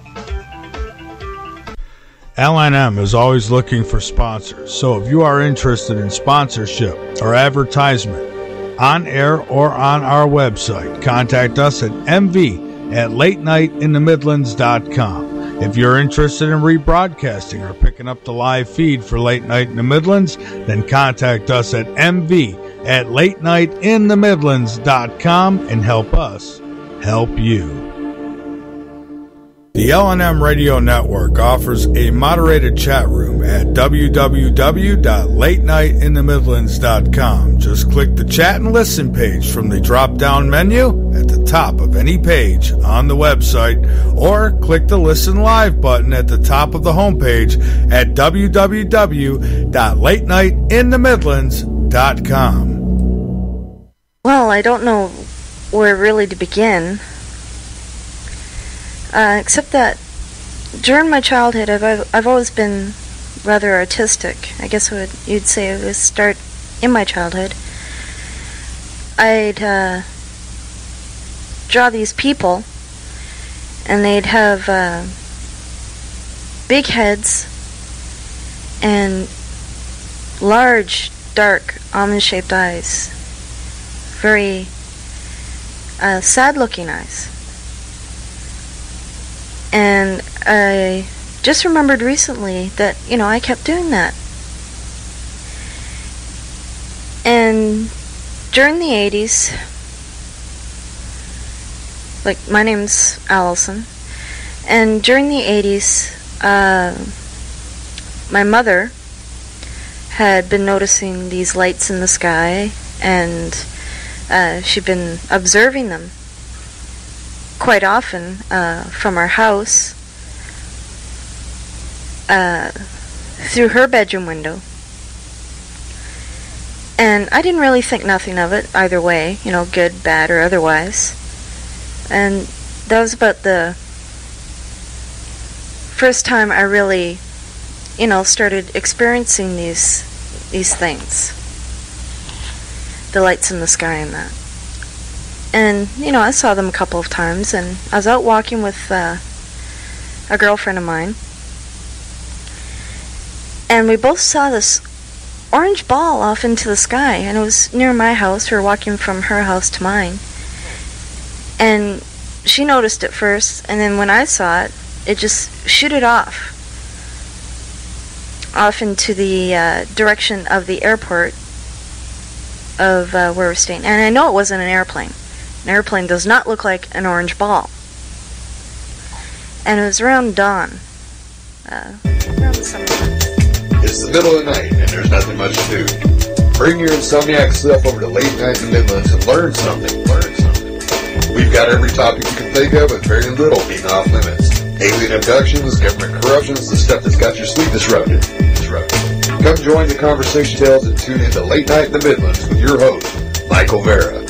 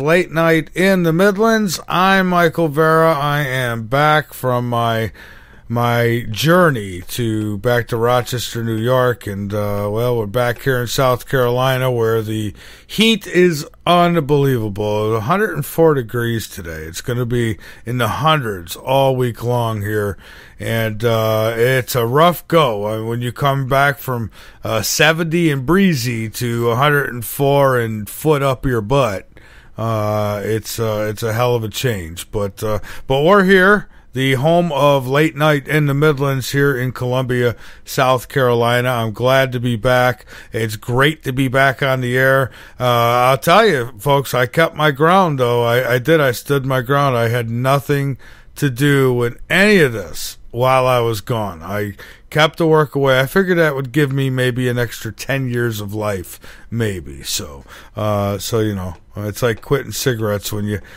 go on vacation, there's no exception to it. Well, it wasn't really a vacation, though. It was still work. I had to go and do a filming with Paranormal Survivor, which was very interesting, to say the least. But I explained all that in the beginning. We're going to get back to Matthew Petti here tonight. And don't forget, folks, if you want to call in, the number's 803-317-2264. Don't forget to donate and subscribe. It all helps us stay alive. And by the way, there's going to be a little change over on Dark Matter.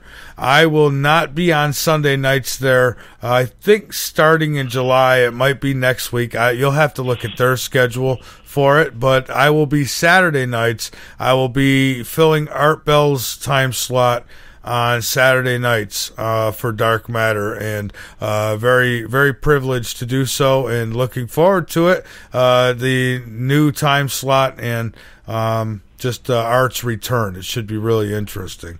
Matthew, we are back, and we've got about another 25 minutes to go. So wherever you'd like to go is fine with me. I just want to say this: those pictures are phenomenal. Don't let people talk them down, because they're not lens flare, and they're not made up. You've really got something there. But I are you there with me? Can you hear me? Yes, sir. Okay. Yeah, I know that, Michael. I mean, I knew that when I took them. So I mean, it was obvious that they're not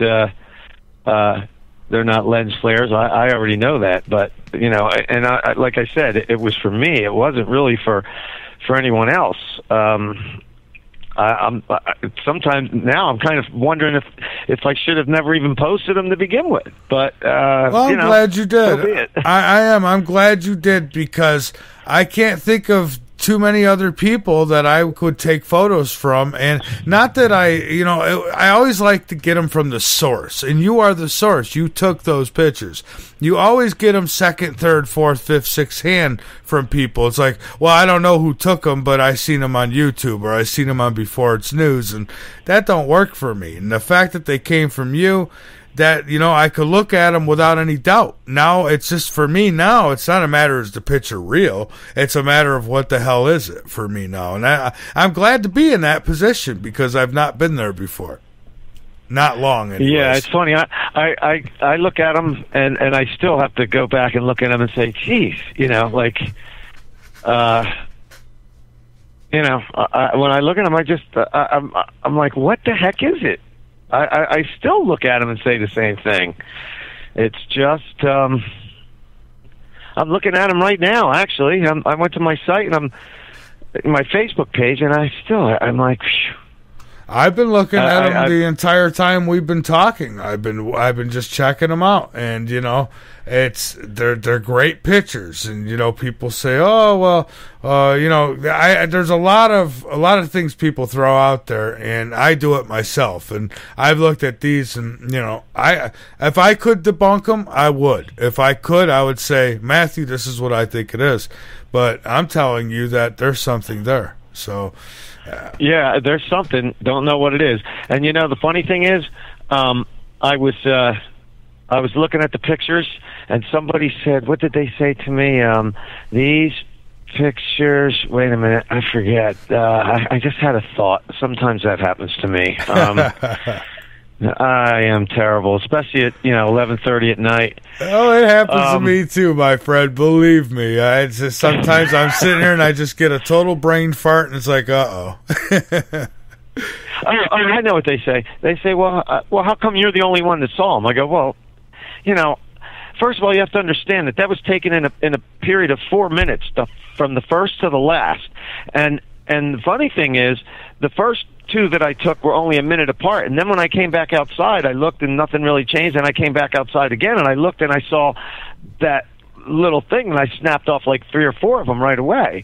And somebody says, well, how come nobody else saw them? I'm like, well, because they weren't looking up. Nobody's even looking for anything different in the sky. Everybody's just going about their own business. They're not looking around for things. I've been looking for clues and things to the sixth seal for a long time, and it's funny how Nibiru had caught my eye, at least the idea of it, as one of the possible scenarios for providing clues to what could possibly cause the events of the sixth seal. And on my webpage, I have in my blog, I have a pretty good blog said common threads: Nibiru, Mayan prophecy, Tetrad blood moons, and Revelation 6 seal. And it even has a pretty good video in there that was narrated by James Earl Jones for another special, talking about this binary star system and the possibility of a binary star system. I know you must know Walter Cruttenden. He's a big binary star system advocate, and he definitely Well, he's proven the possibility. I mean, there's more.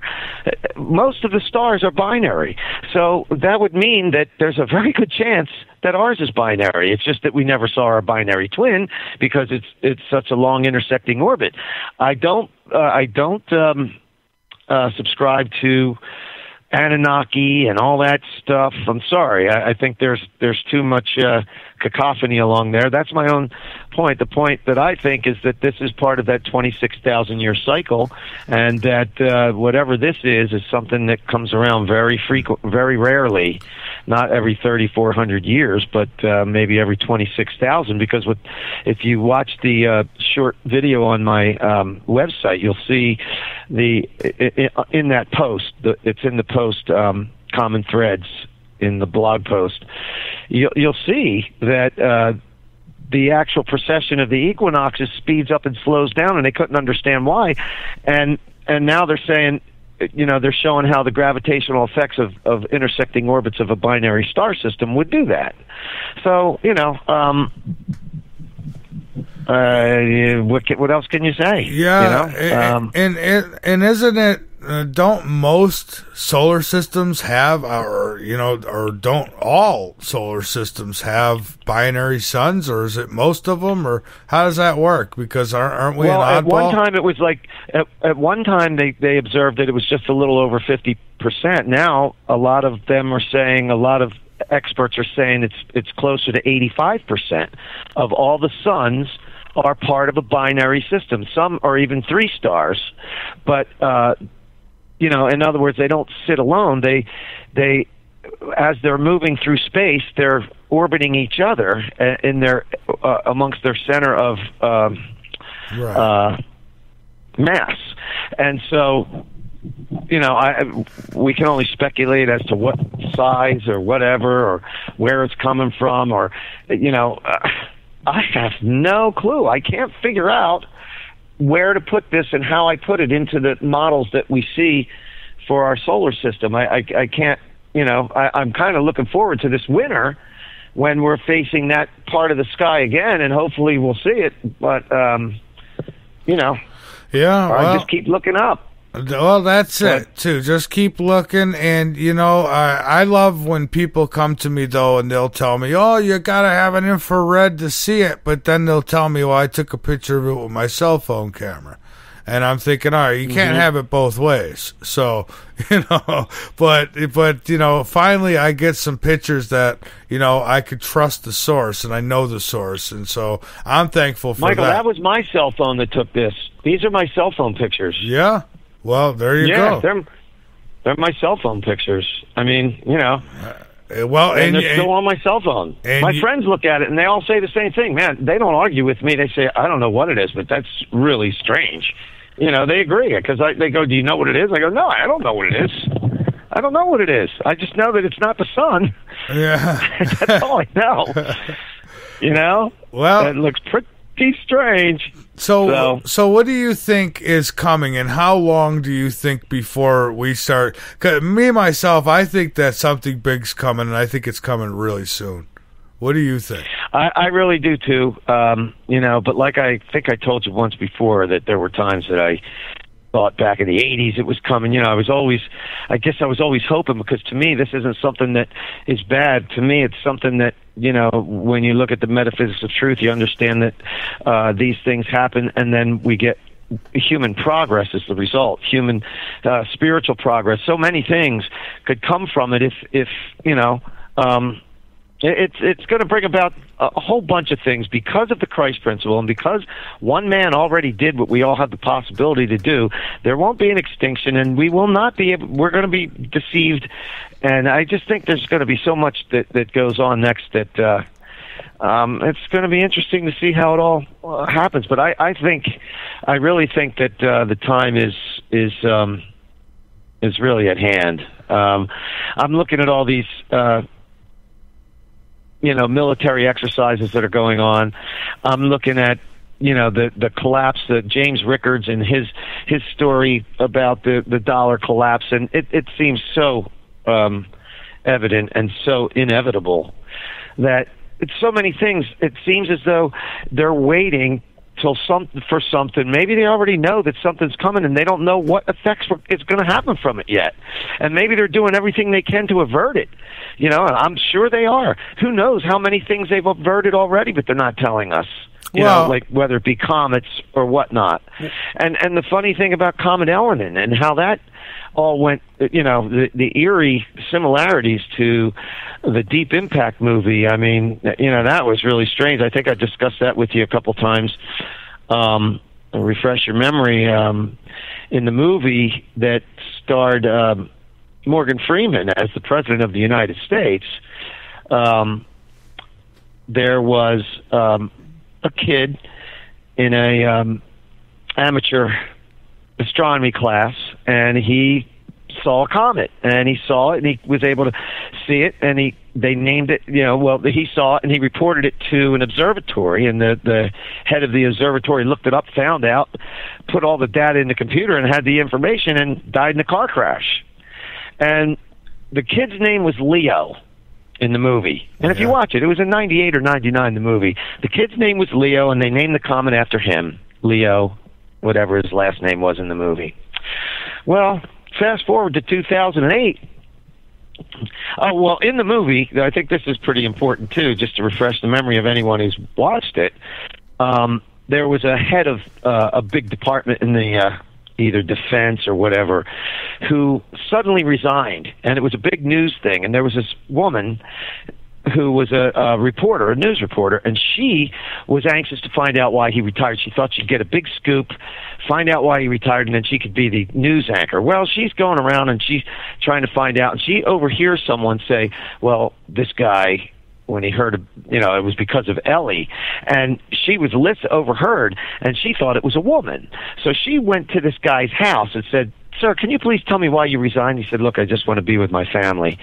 And all this time she's thinking it's a woman that was involved, and she says, no, I think that it's because of Ellie. And he turned around and looked at her, and he said, what do you know about Ellie? And she goes, I don't know, why don't you tell me, you know, who is she? And he said, then you know nothing about Ellie. And then he walked away. And he had his, and she still didn't understand, so she went to the computer and she's looking up Ellie, and she finds ELE, extinction level event. And that's what began the whole thing, and then she was able to find out that there was an extinction level event coming, and then, you know, that's how the story went. Well, fast forward to 2008, and we were told about Comet Elenin. And it was discovered by a guy named Leo Elenin from Russia. Now, the funny part about this is there were so many people saying there is no such thing as a Leo Elenin in Russia. Yeah. And, you know, this was just a big hoax about what's really going on with Comet Elenin. And turns out that Comet Elenin is ELENIN, extinction level event, Nibiru is near. Okay. I just find it extremely freaky that this happened 10 years later, and that the guy named Leo discovers this. You know, come on. I mean, yeah, that stood pretty strange to me. So maybe we did avert that. Maybe we really did. Maybe that comet was posing a major threat to us, and whatever we did, whatever we had something up there to thwart its inflicting damages. But later Russia wasn't so lucky. They had one explode over them. Yeah, but that was nothing in comparison to the size of Elenin, apparently. But could it have been just a sample of what's yet to come? Well, that's the thing. I mean, you think about all these comets that we're finding out here now all of a sudden, and they're you know, is there another system that's forcing them out of the Oort cloud towards us? Who knows? Because, you know, everything is speculation, and on our level, we're the last to know anything. Look, we could go, I'll start talking about the Great Pyramid again, and how they're still not telling the classrooms the truth about the Great Pyramid. Even if they want to contend that the Egyptians built it, tell the truth. Tell all the truth about it. How, even though we have theories for how they built it, we can't prove it because it seems nearly impossible. And just because we think that they dragged these stones, we're trying to figure out ways that they dragged these stones across the desert. It would have been impossible to set them in place with an optician's tolerance at the speed that they did, and it's just mind-boggling. And so they don't even want to tell us about the Great Pyramid. They're not going to tell us anything else. And when I say they, I'm talking about the controllers of information, because knowledge is power, and when you control knowledge, you have power. And and you also prevent anarchy and dismay or whatever. So, I mean, there's a lot of pros and cons to it, and there's really not much that we can do about it. That's right. It's just we just we're the last to know, and they'll probably, if something is coming, we will be the last to know. Well, you can bet on it. That could be why they've got such an interest in getting people to Mars, because they, hey, we'll hang out here, and when it's over, we'll go back. Maybe some are going to chance it in the underground bunkers, and others will be on Mars just in case. Yeah, and I don't know what they're doing with CERN right now, but that's there's some major stuff going on there. That's a more than $1 trillion project that is in many countries are involved in. That's a serious piece of equipment there, and sure, they tell us, oh, we're doing this, we're doing that, but, can you imagine the scope of experiments and the things that they're doing with that kind of power and that type of an accelerator? Who knows? I'm not suggesting any covert operations, but I am suggesting that, we count on them to do the things. These are our scientists. These are our leaders.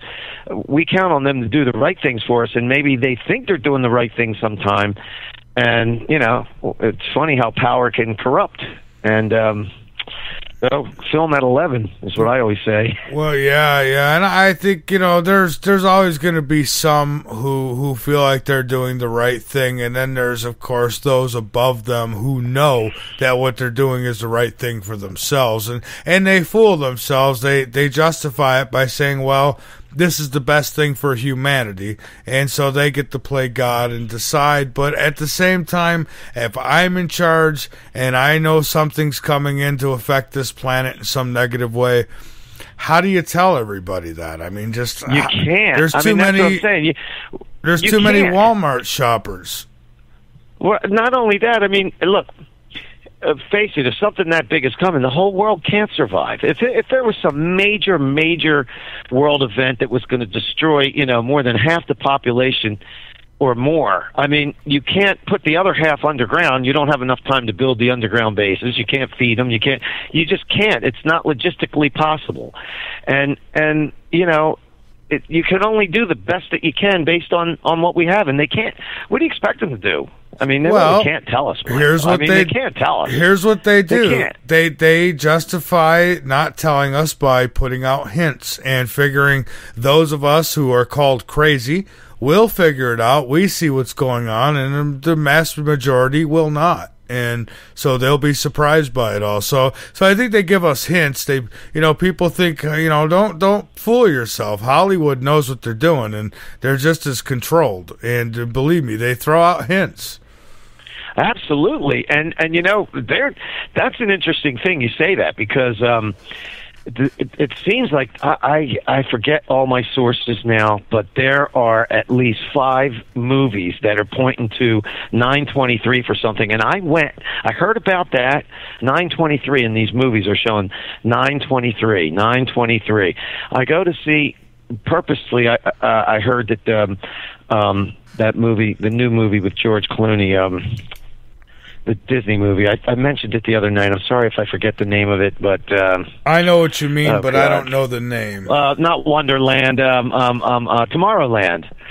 And the funny thing is, in that movie, the very beginning of the movie, when they come to find out this guy is in his house and he's got this machine there, and it's at 63 days, 92300, and then he hits the button and it starts to count down. And I was like, no, not a 923 again. I'm like, come on. So I don't know. I don't know what it means. I don't know if CERN has, if there's any references, subtle references to CERN or anything like that. I have no idea.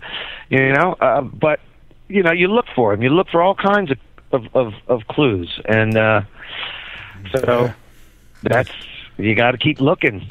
You got to be able to keep looking, you know? That's all you can do is keep an open mind, look at everything, but don't fall for nothing, and try to put pieces together. Matthew, that's what we do here with this show. Is I talk to hundreds and hundreds of guests, and you know, I think every guest, even though we don't all have it all figured out, everybody brings a little piece to that puzzle, and I hope to put that puzzle together. And there's a part of me that feels like I've put quite a bit of it together, but then I can't prove that, so it's just my theories. But at the same time, you know, there's a lot that we don't know, and we'll never know probably until that time comes. You know, heading to the other side, well, then we might know a little more. But all I know is in this 3D world that we live in right now, our reality is constantly being created for us, and it is a constant challenge to see through the fog and get to the truth. But we won't stop doing that, will we? No, we won't. And you know what? You have to embrace your beliefs too. I mean, like what I see is right for me. Like I said, those pictures that I posted, they were really right for me. They gave me a qualification. Now I can give them to you, and you can see them, and you know. And hey, guess what? I'm glad that it's you already know something's coming. You already have that sense, and so you have more proof. But do you really need proof when you already have the proof inside you? You know, I mean. But the point is, embrace your beliefs, because we all have beliefs.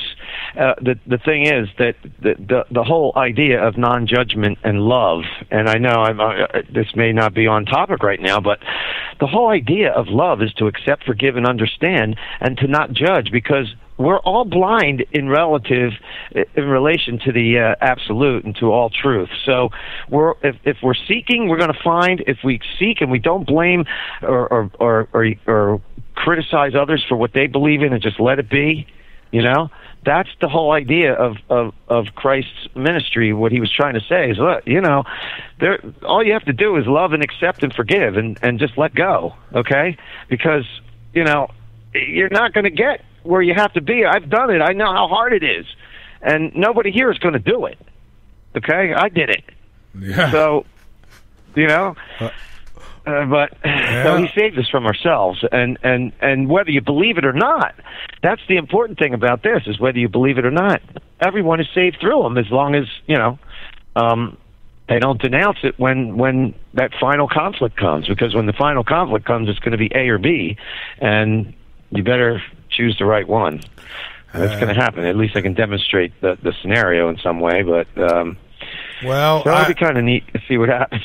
It will, Matthew, and we're just about out of time, so I want to give you a couple minutes to get out anything else that you'd like, and I thank you so much for coming back on the show to discuss this, and looking forward to having you on many more times in the future, my friend. I always love talking with you.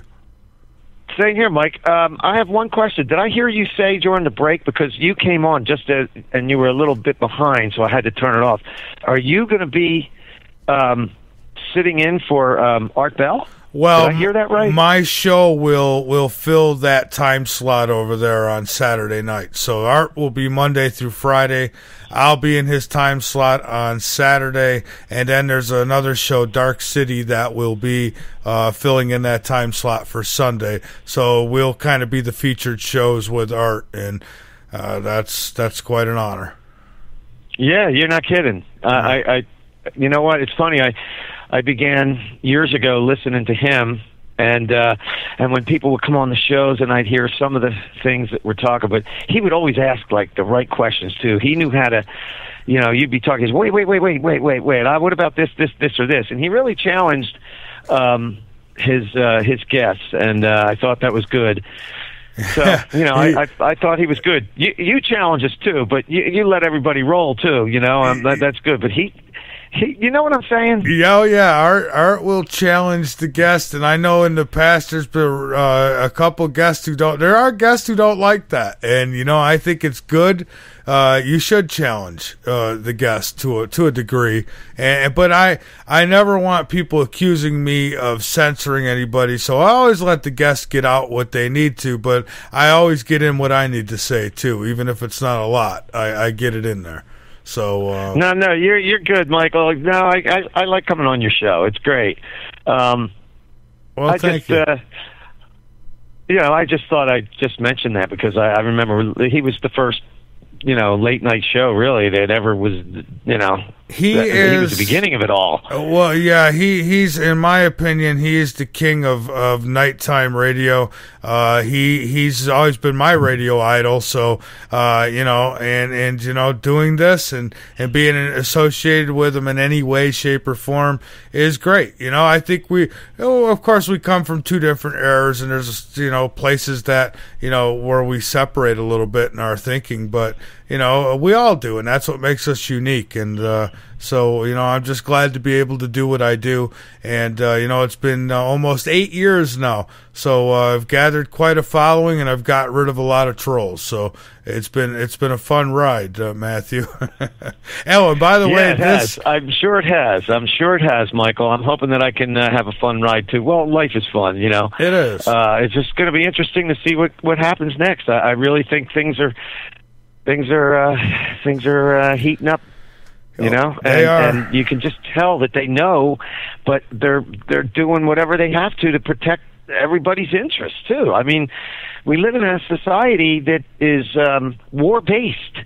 I mean, like Dr. Musgrave said, we have wars going on all over the earth right now, like 50 wars going on. I mean, we're a war based economy. We are a dollar-based economy, and only through money and funneling money can people get things, and the system is definitely got to change, and it looks like it's going to change the way they want it too. So that's another thing that's on the horizon in October when the IMF meets, and I believe. I think it's in Europe. I'm not sure exactly where, but the IMF they're meeting in October, and they're going to most likely give China the world reserve currency status, or go to special drawing rights. Who knows? Well, I don't. It's an interesting time, Matthew, and all we can do is take the ride and see where we end up, and hope for the best. And I want to thank you for being on here, and this will be on the Dark Matter Radio Network this week come Saturday night. So everybody, if you've missed it, you can hear it here on the L&M Radio Network, or you can hear it over on the Dark Matter Radio Network. Matthew, thank you so much for joining us tonight. Mike, it was my pleasure. Just call me anytime. I'd be glad to talk to you, buddy. All right, will do. Well, you have a great night, and as always, we'll keep you linked up over on LateNightInTheMidlands.com. Great, thanks, Mike. All right, bye-bye. All right, everybody, there you have it. Matthew Petti, and he is linked up on our homepage at LateNightInTheMidlands.com. And folks, all I could say is, some of you, what I'm going to say here probably won't matter much to many of you, but here's the thing, okay? I go for fact, I go for proof, I go for reliable sources, and I don't think just because somebody's famous, or because they have books out there, or because they've done movies, that gives a reason to call them a reliable source. See, for me, a reliable source is somebody who I personally can trust. Whether you could trust him or not, I hate to say it, but I honestly don't care. That's for you, okay? But for me, I trust Matthew. I know those pictures are legit. I'm not saying it's Planet X. I don't know what it is, but it's something, and it's out there, or at least it was when he took these pictures. So, it is what it is, folks. And look, I don't come on here every night to try to make anybody believe anything. I could give a damn. I don't care if you believe in Peter Pan coming and leaving dollar bills under your pillow every night. Good for you, okay? But for me, these things, they've happened. I have seen craft in our sky. Okay, that's nothing I've ever seen come out of one of our airports. These pictures, things that people capture, these things are happening. They are real. But, for me, I only got to do one thing in my life, and I got to prove the truth to myself. And that's all I need to do. And, that's how I take my spiritual journey. I've proved these things to myself. Now it's up to you to prove them to yourself. And what I do is I try to lay out the road so maybe you can do that, or at least be one of the roads that you take and investigate it yourself and come to your own conclusions. But folks, don't wait too long because I don't think we have that much time. I'm Michael Vera. This has been a broadcast of Late Night in the Midlands on the LNM Radio Network, the Dark Matter Radio Network, K98 Talk, and High Point Radio. And so for our station manager and program director, who has done a fantastic job of keeping up the fort while I was gone last week, Ira Robinson, thank you so much. And for our webmaster, Jolene Robinson, and for all of our chat moderators and all of you who tune in to listen to this show and this station every single night. Folks, keep your eyes posted to the sky because you never know what you might see, and keep your ears posted to this broadcast because you never know what you might learn. I'll be back with you tomorrow night. Good night, everybody.